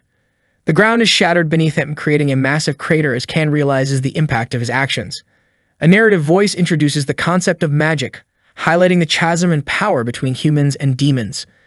Can reflects on the demon's capabilities and expresses determination to handle the situation, acknowledging the scale of the challenge before him. He analyzes the demon's prowess, considering its threat level while acknowledging his own advantages. Leon appears, calm and observant, as Can discusses the appearance and capabilities of the demon they face. Liam questions the significance of the situation, suggesting a name, intrigued by the swirling chaos surrounding them. Can reflects briefly, noting how the mermaid demon's behavior adds layers of complexity to their mission. A fierce attack approaches Can as he prepares to dive, determined to confront the demon head-on. Can skids to a halt, disappointed that his efforts only graze the surface, acknowledging the need for more precision. A powerful force surges from the demon, prompting Can to recognize the mermaid's formidable strength. Can contemplates the demon's tactics, wondering if her actions were intentional and aimed at proving her dominance. As Leon approaches, Can wonders about Leon's perspective and his ability to deal with the current situation. Liam affirms he is prepared to assist, expressing his readiness to offer support and guidance. Can advises Leon, indicating the need for precise action in their strategy against the demon. Leon admits he hasn't witnessed such unique traits before, suggesting they may indicate something special within Can. Together with Leon, another character acknowledges the rarity of the situation, hinting at the potential hidden talent.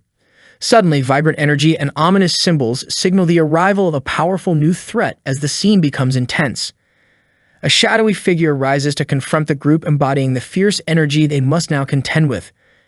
Kan feels frustration as his earlier attempt at combat fell short, realizing the need to reassess his strategy.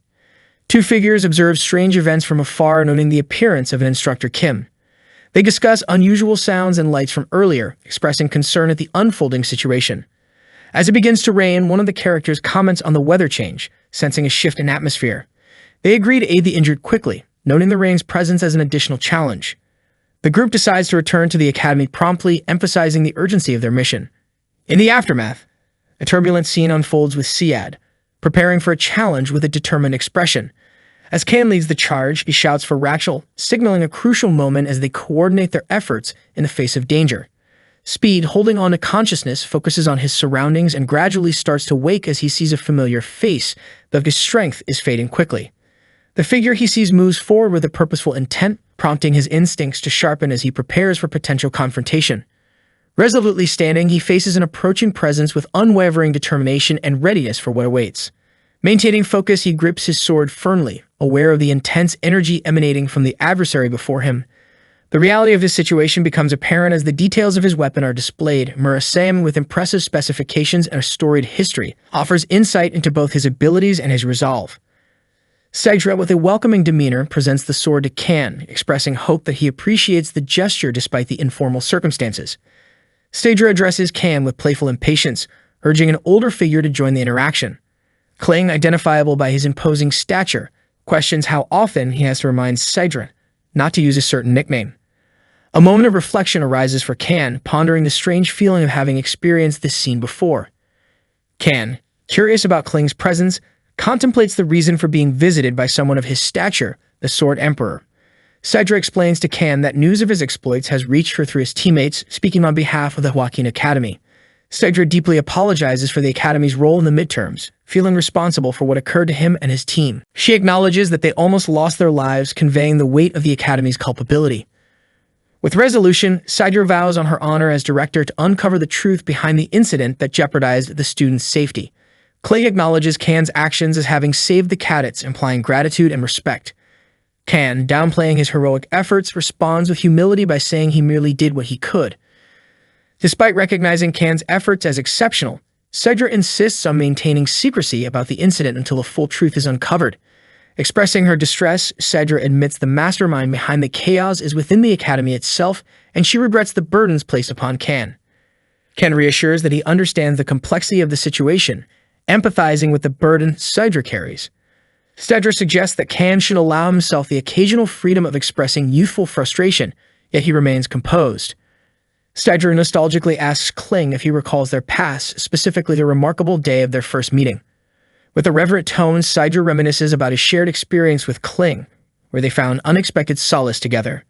Reflecting on the passage of time since that profound moment, Sejdra feels she has spent a lifetime at the Academy. Observing the view together, Kling and Sejdra contemplate the history of Draken Academy and their enduring legacy within it. Sejdra muses over the Academy's age relative to their tenure, finding humor in how little their time has accounted for its long history.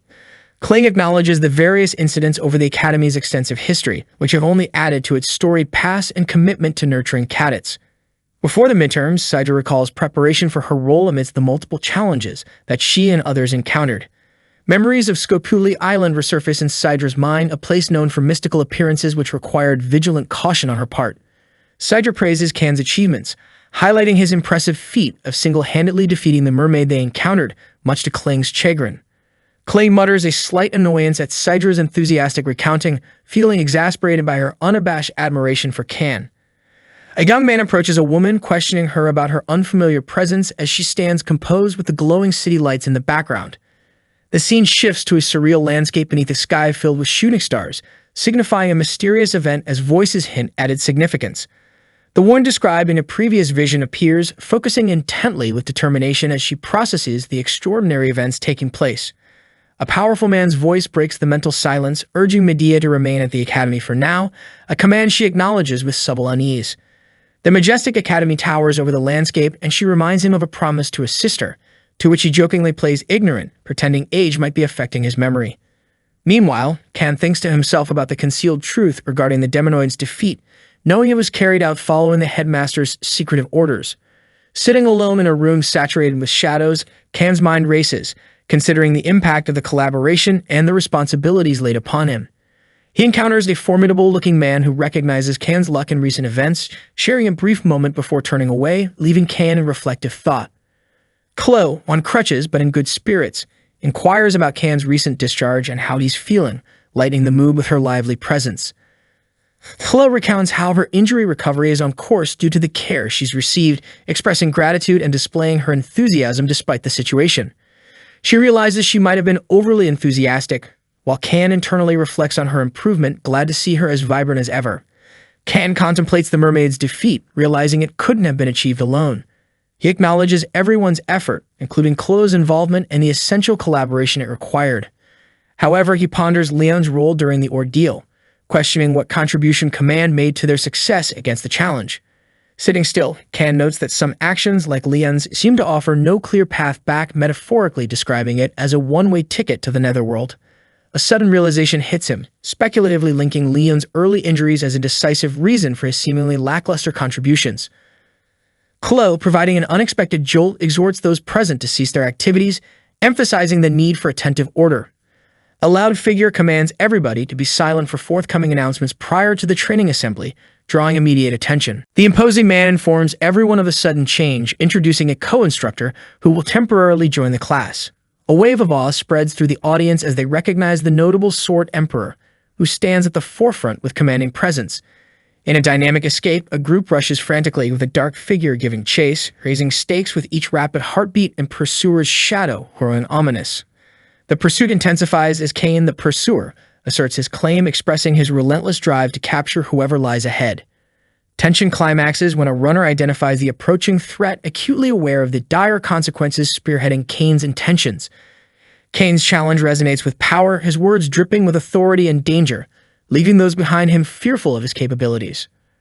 The runner's internal struggle becomes audible, as in the briefest of moments they contemplate their last stand in face of overwhelming force. Confrontation erupts when Kane closes in, demonstrating his superior prowess while taunting those resisting his pursuit with animated fervor. Another character, a smirking spectator, feeds off the energetic altercation, commenting to themselves on the amusing and expected antics of Kane's every move. As the training grounds shift to the backdrop of commotion, Kane's voice glares heatedly but remains commanding, driving participants towards rigorously demanded exertion. The exercise intensifies, he counts out loud, instilling a rhythmic beat that energizes the surroundings, demanding synchronized awareness from everyone. The sounding of determined footsteps marches in unison as Kane pushes the squad to respond with assertive dedication, their voices rising to meet his challenge. The relentless pace continues with no slack allowed. Each participant must synchronize their movement under Kane's watchful gaze, advancing under the structuring cadence. Chloe cheerfully encourages herself, expressing optimism with a spirited waiting, as she supports herself with crutches. Kan, observing the scenario, feels a twinge of envy as he comments, "Haha, I'm so jealous." Kan dashes forward, chiding himself for being too slow on his feet. A question hangs in the air, wondering if the lingering effects of the midterms are still causing harm. Siegfried, running alongside Kan, ponders why this peculiar character is accompanying him. Thoughts delve into Aaron Nibelung, the descendant of a revered sword saint, destined for greatness and to be a key force in humanity's future. An in-depth focus shifts to his character, highlighting his significance in the latter part of the larger story amidst a fiery backdrop. Siegfried urges Kan to return to Leon, acknowledging the main storyline's gradual derailment. Reflecting on past events, there's a realization that Leon never received the Sword Saint title despite expectations, which was once a significant issue. A resigned acknowledgement that since Leon can't inherit the title anyway, the situation bears less importance. However, a lingering discomfort remains, making the scenario feel unresolved. Kan suddenly notices something odd, sensing an impending threat while exclaiming aloud. There's a surreal sensation as though they're running together with one purpose. Siegfried emphasizes the importance of physical strength and endurance as foundational to a warrior's growth. He urges Kan to maintain his pace without cutting corners, expecting an audible acknowledgement. Kan loudly confirms his understanding and commitment to keeping up. Siegfried expresses approval with a simple remark, "Good." An intense command is given, urging Kan and others to keep pace with the leader. The group picks up speed, striving to maintain the challenging pace set before them. Kan internally wonders about Siegfried's seemingly ageless vitality. A new rule declares that personal weapons are strictly prohibited, except for field training. Confusion arises among the group as they ponder the implications of this new directive. Siegfried instructs them to select and master a weapon from those available before them. Kan and some others are skeptical, noting the peculiarity of the selection, which even includes a sashimi knife. A voice raises a question toward the Sword Emperor about the prohibition, seeking deeper understanding. Siegfried acknowledges the question, reflecting on the importance of traditional family weapons. He elaborates, stressing that mastering the basics is paramount, more critical than reliance on family heirlooms. The danger of dependency on powerful weapons over one's own skills is emphasized, warning of complacency. Siegfried sternly advises that without skills, even the best weapon is just a useless decoration, continuing with a vital point. A master, he concludes, never blames his equipment, instilling a lesson of ownership over one's abilities. Kan strides through the training ground surrounded by fellow cadets, exuding a focused intensity. He nods silently to himself, affirming the challenge ahead. A firm acknowledgement resonates within him, acknowledging the truth of the situation. Sigrid, the instructor, explains that mastering the basics leads to confidence with any weapon, hinting at the rewards awaiting skilled cadets by year's end. Two cadets argue over their positions, eager to prove themselves as they jostle for the front. Kan muses on the effect of another's words, reflecting on his relationship with Medea. Kan observes the scattered weapons on the ground, mentally preparing for the chaos he anticipated. He decides quickly, reaching down to select the necessary weapon. Kan senses Sigrid watching him closely, suspecting ulterior motives. The training session's goal is to familiarize the cadets with their chosen weapons. Sigrid announces that the cadets will be paired for one-on-one training, raising the stakes. Uncertainty ripples through the group as two cadets express concern about the potential for injury without subspace protection. Sigrid reassures them about the Academy's purpose, emphasizing growth through genuine combat experiences. However, caution is advised, reckless actions could have dire consequences. Sigrid plans to demonstrate proper sparring techniques, ensuring everyone understands. A cadet excitedly anticipates witnessing Sigrid's skills, though reminded to remain silent during lessons. Lee Wanbin introduces himself, underscoring his role as an educator at the distinguished academy. Lee reflects on facing Sigrid in a demo, feeling it's the greatest challenge of his career. A moment of introspection hits Lee, considering this to be an end of sorts. Lee hesitates, caught mid-sentence as Sigrid intervenes, disrupting his thoughts. Sigrid, commanding presence obvious, calls for Kan to step forward, brandishing his weapon. Observing cadets are impressed by the display, noting the effectiveness of Sigrid's simple weapon.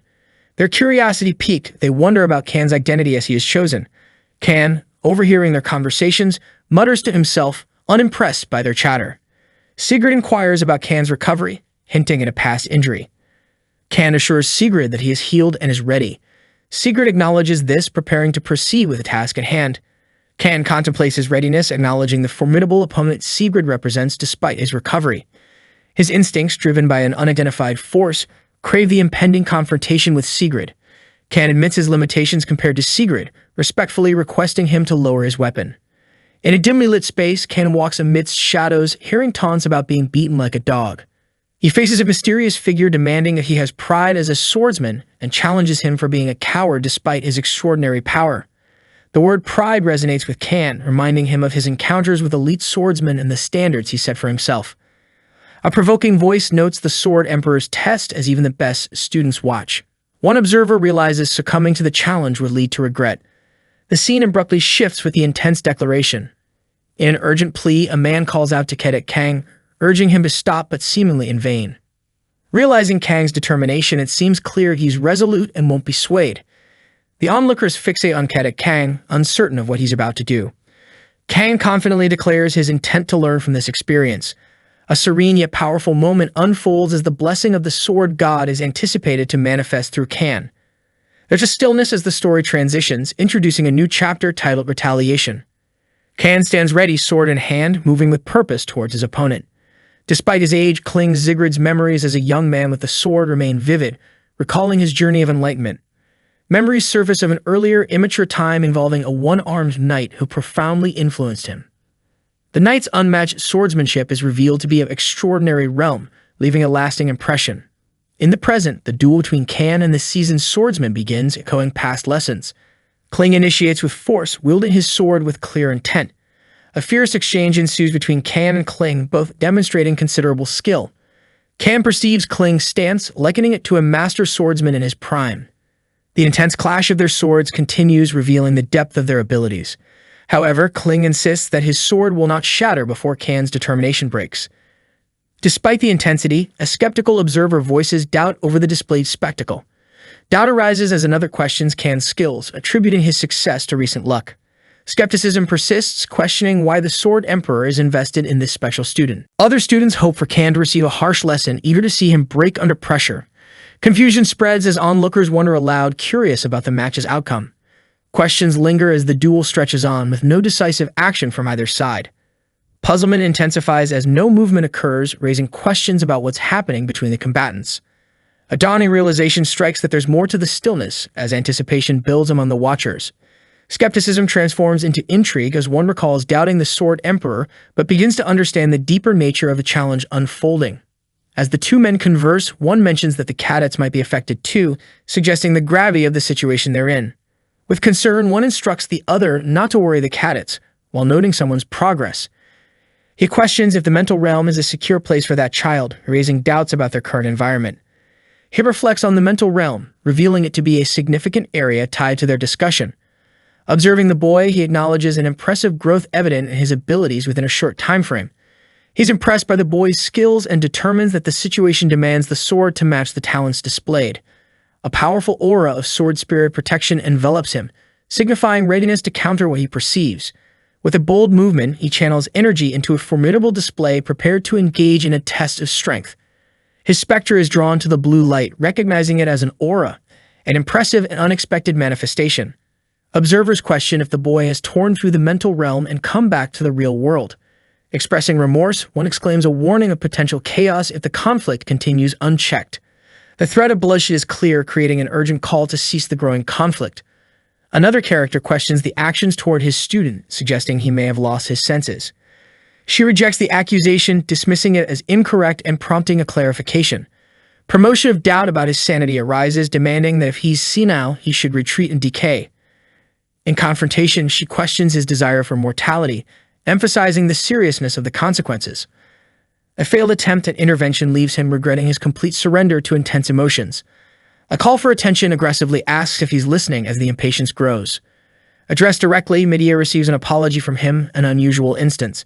Reflecting on the apology, she notes the rarity of such an act from him, underscoring its significance.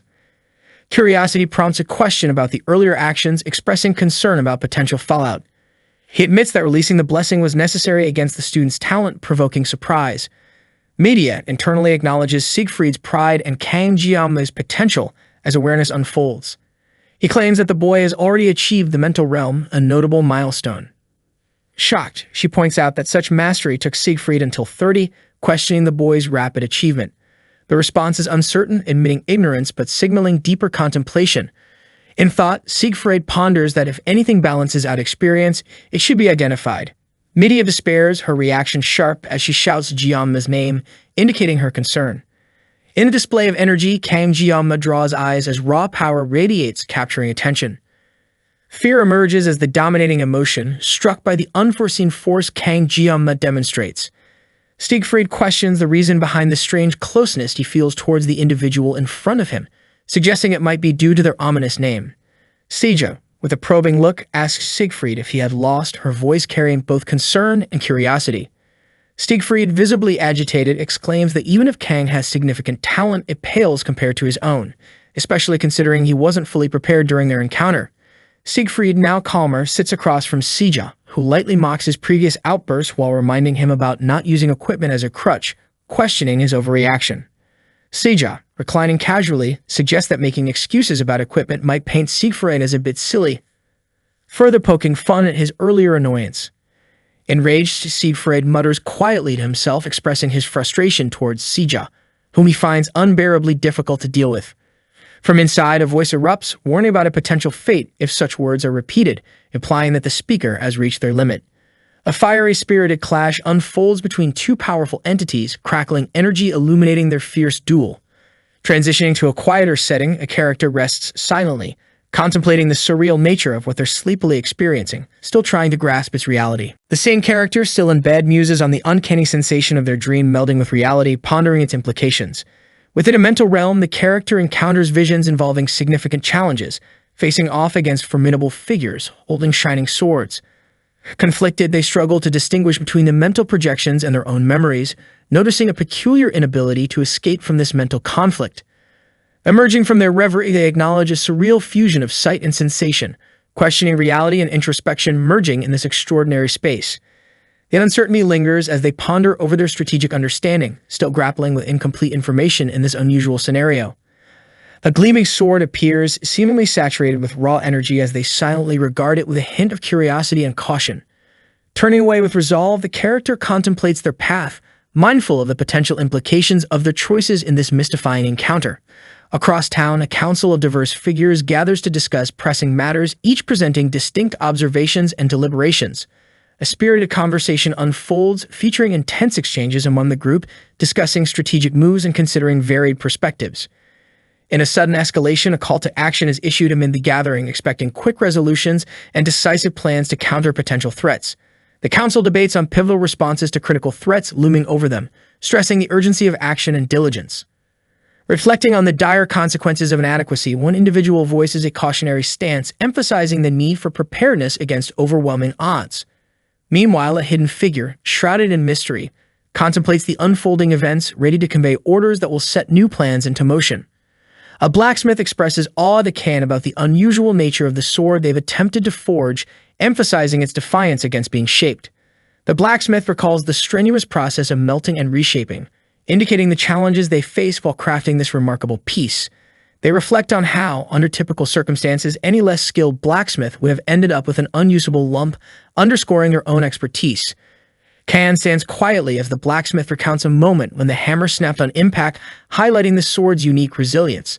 Despite their extensive experience, the blacksmith admits finding the craftsmanship admirable, indicating a level of skill and artistry involved. Can, while examining the sword, notes its specifications align well with their needs, although remains that basic level of hardness. The blacksmith assures Can of the sword's potential if reinforced, offering to assist further without additional costs, hoping for understanding.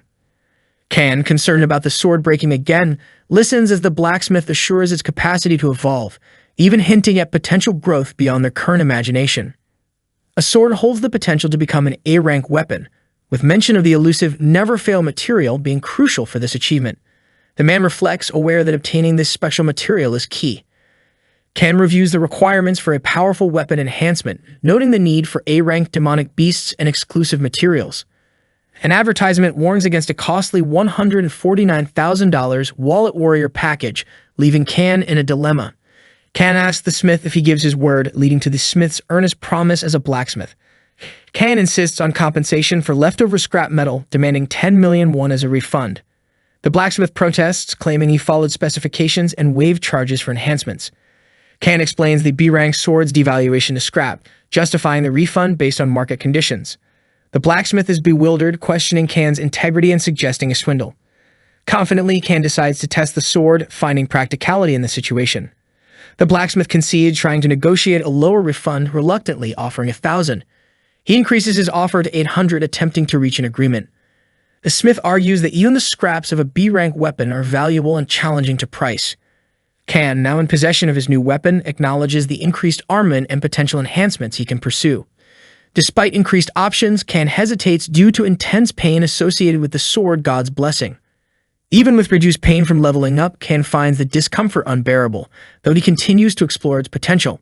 Can believes mastering these powers ties to understanding his circumstances, determined to unravel more. While eating, he wonders if uncovering secrets around him could reveal who brought him to this world, and Anchovy's saltiness distracting him. Chloe arrives, curious why Can isn't eating, to which he explains his lack of appetite. Chloe notes removing her cast, wondering if her body is fully recovered. She confirms needing crutches but feels greater strength than before. Excited, Chloe recounts the belief that broken bones heal stronger, believing in her resilience. Can thinks about how bones aren't muscles, amused yet concerned by her logic.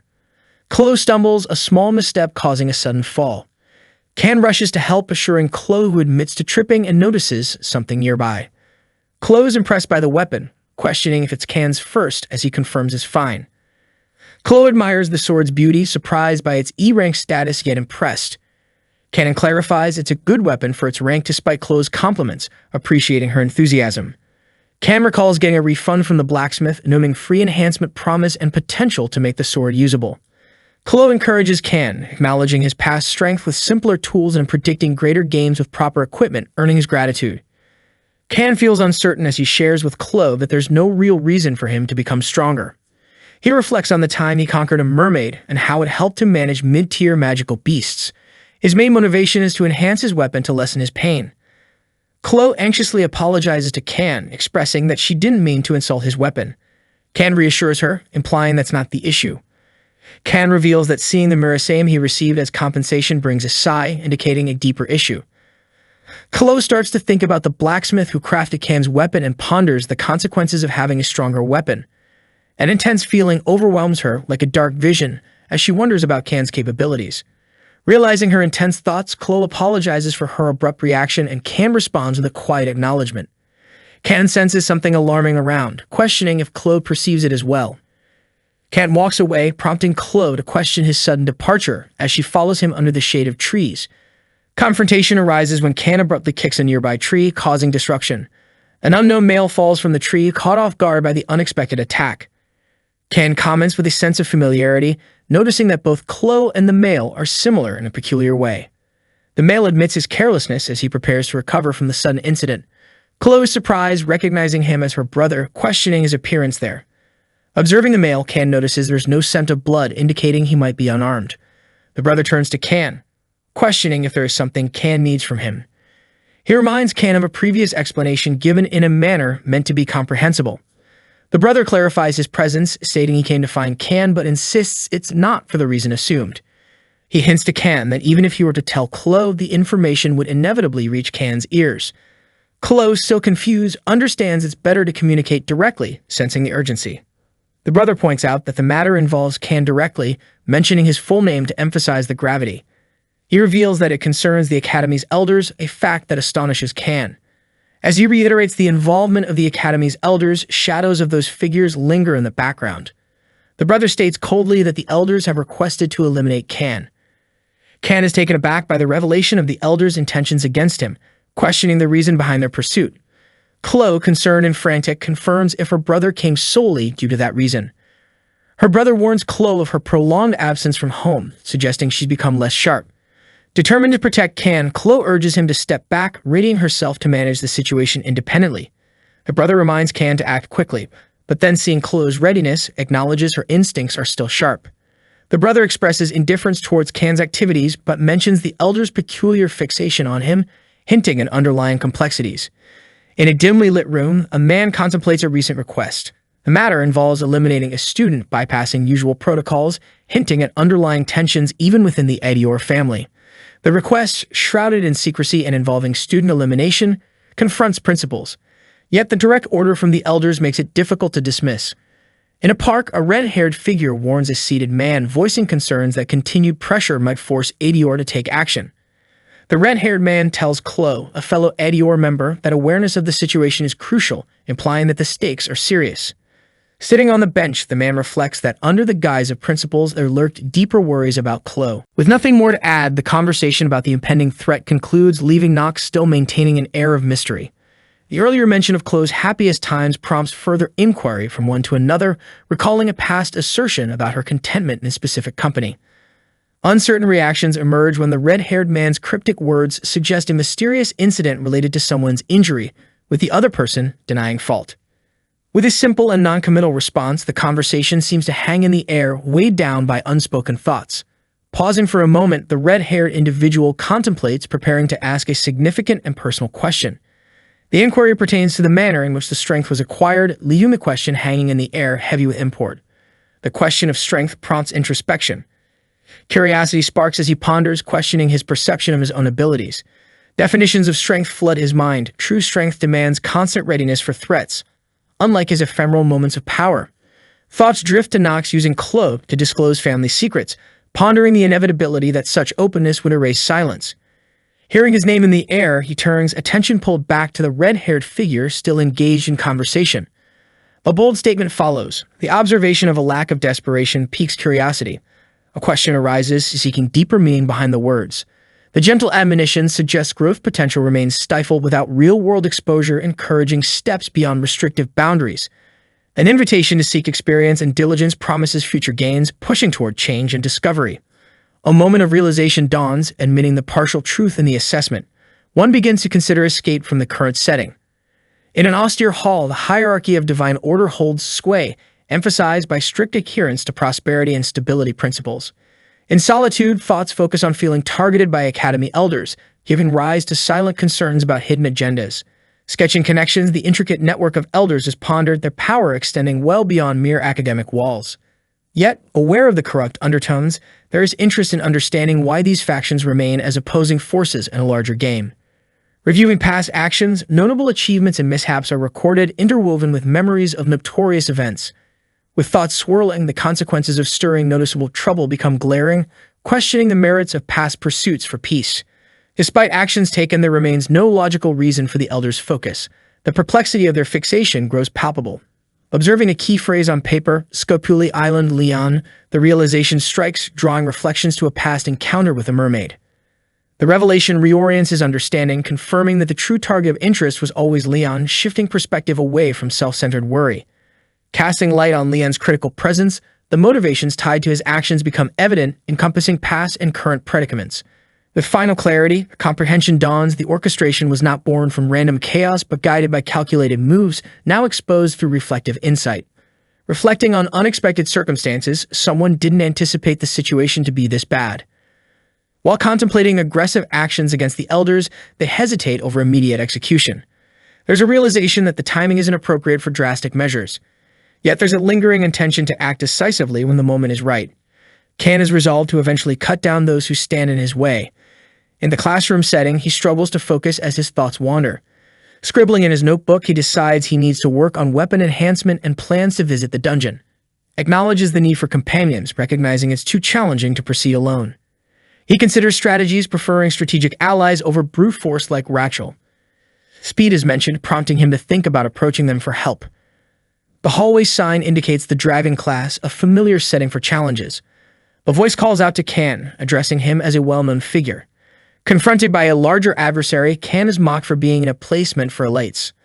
Undeterred, Kan is annoyed by the underestimation, reflecting on past conflicts with similar types. He warns the aggressor to avoid further provocation or there will be consequences. The adversary reacts with anger, gearing up for a confrontation. Observers nearby are curious about the commotion, wondering about the situation. The adversary is knocked down, surprised by the unexpected resistance. Kan considers the possibility of having used too much force, pondering his own capabilities. Speed approaches Kan and suggests continuing their conversation elsewhere. Holding to Kan, Speed inquires about Kan's urgency in forming a party. Speed offers help in recruiting members, clarifying the terms of their collaboration.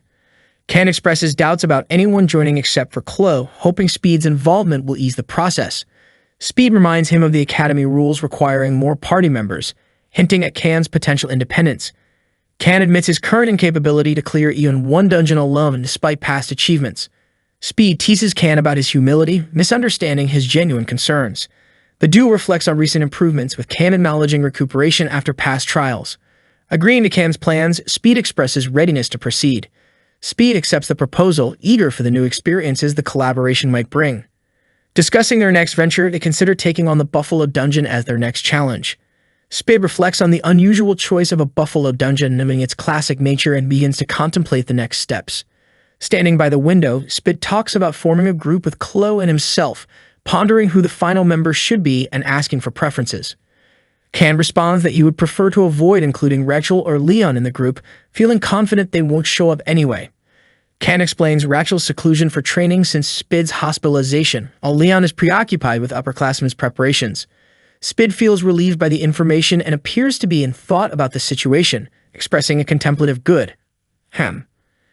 Speed suddenly remembers someone who might fit their needs, guessing that this person is likely resting at the moment. Kan questions the timing, wondering aloud about how someone could be asleep at such an hour, considering it unusual. Speed decides that they should first head to the cafeteria to purchase something, deeming it necessary before proceeding further.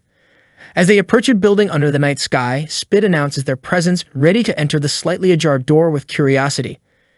Kan contemplates the uniqueness of the location, acknowledging that despite his regular activities, it is his first visit to this place.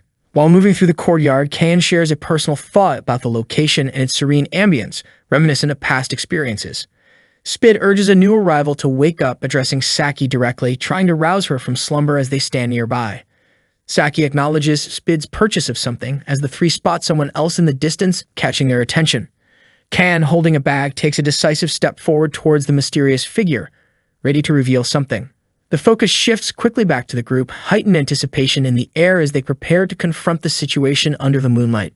In a surprising turn, chaos ensues with rapid movements as they realize they have underestimated the unfolding situation. A male newcomer exclaims with urgency about something arriving, claiming its presence with conviction, as though it's a significant event. Holding a phone, an individual is captivated by a resonant sound, seeing it as a rare break from a rigorous routine. The narrative delves into the monotony of the character's life, both in the game and reality, overshadowed by dominant, imposing figures. Sitting in a confined space, the man humorously acknowledges timing issues with a recent expense, expressing frustration over unexpected occurrences. The phrase, "my angel who makes me spend money," flashes across the scene, suggesting some personal or financial reflection. Abel's vibrant appearance transitions the focus to a lively assessment of someone's impact, possibly forming part of the narrative's tension. Saki appears straightforwardly on a shiny card, raising a question about a specific type of product called Yangang. The man feels duped by a scam, reflected in his expression of disbelief as he processes what has happened. The setting shifts back to reality, revealing a group including Leon, highlighting both protagonists and prominent heroes. Information about the story emerges, featuring able and characters ready in powerful stances, hinting at an ongoing challenge or storyline. A notification on the phone signifies the start of a significant occurrence, driving anticipation higher with images of Saki. Acknowledging the achievement of 5 stars, Saki stands prominent, possibly indicating a highlight or peak moment. Saki, looking somewhat puzzled, hears Kan's observation, feeling slightly foolish amidst the dynamic situation. The realization dawns, unraveling the source of weaponization confidence, bringing clarity to previous events. Ryozo is identified as a top-tier DPS among ranged attackers, known for being a skill-based character, distinctly different from Leon's approach. It's noted that Ryozo's impact on the main story is minimal, suggesting her inclusion in the party wouldn't disrupt the plot significantly, with a hint of uncertainty about this statement. Speed, holding a glowing object, questions Saki about her presence, seemingly caught off guard and trying to gather his thoughts. Saki demands Speed to reveal what he knows, urging him to stop hesitating and tell the truth quickly. Saki identifies Kang Jianma as the person in question, implying familiarity and expecting Speed to recognize him too. Speed confirms his knowledge of Kang Jianma, explaining that Kang approached him earlier in the day, setting the stage for deeper revelations. Speed recounts seeing Kang being harassed by some thugs, but Seki pushes him to get to the point, revealing their recruitment for a raid in the Buffalo Dungeons scheduled for next week. Another character internally criticizes Speed's confusing explanation, acknowledging his nickname reflects his chaotic way of communicating. Saki talks about splitting the dungeon clear rewards among themselves while excluding the horns, leaving underlying questions. Seki recalls a past encounter, asking if Speed was the one who fought with Kang during subspace training. It is highlighted that since dungeon clear rewards affect grades, there doesn't seem to be any real reason for refusal, presenting a logical argument for participation. However, Saki remarks on the lack of determination observed in the others, contrasting expectations with reality during their interaction. Another character silently questions the logic of judging someone while being half asleep, expressing disbelief internally. Saki states that she doesn't want to work with people who exhibit such low motivation, signaling dissatisfaction and a potential change in plans. Speed points out Saki's previous comments about Kang, reminding her of her earlier assessments of him, and questions those evaluations passionately. Feeling frustrated, Speed asks for attention, claiming he can't explain fully but insists people listen, leading to tense interactions. Speed accuses someone of claiming expertise in Yangang, using it to justify why he brought Yangang, creating confusion. It is suggested that a party member could be greedy or rude, but not both, advising against associating with someone like Saki. Another character suggests moving on from the discussion, deciding to look for someone better as attitudes within the group become challenging. Saki questions the urgency of their dungeon raid, appearing unconvinced by the previously expressed concerns, adding intrigue. A character questions Saki's interest level, wondering if recent developments have swayed her decision to join. Saki appears confused, unable to quickly respond, indicating internal conflicts and leaving her thoughts open. Saki is alone, focused on work at her laptop, signaling a shift in her environment and maybe a hint of focus on personal tasks. Ravenclaw and Speed enter, commenting on Saki's early arrival, noting the change in scene and preparing for a new discussion. Saki acknowledges their arrival with a simple greeting, maintaining a straightforward interaction.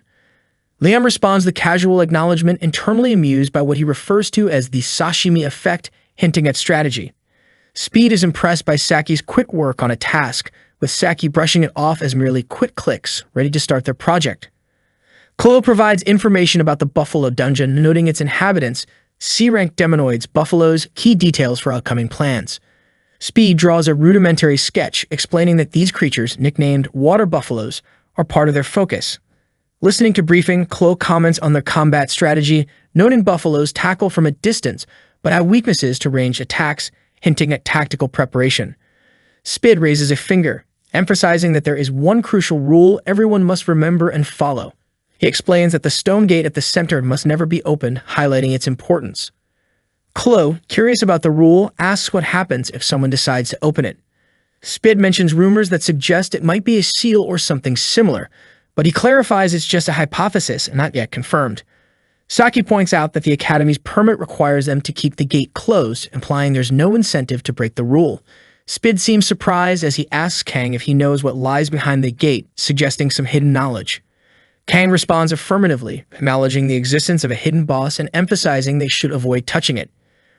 Reassured by the explanation, Spid appears relieved, having initially feared the worst. Kang explains that the gate opens only under specific conditions and is currently locked by the system, implying it's not a present threat for them. Saki teases Kang about his fondness for candy, equating it to a need for brainy types, hinting at a lighthearted moment. Kang internally expresses frustration over speaking difficulties, his thoughts revealing a bit of self-doubt. A foreboding message indicates that they are being watched, hinting at unseen observers. Chloe notices something off about Kang, asking him directly what's bothering him, which seems to unsettle him further. A bold message instructs them to wait, suggesting a suspenseful pause in their current task.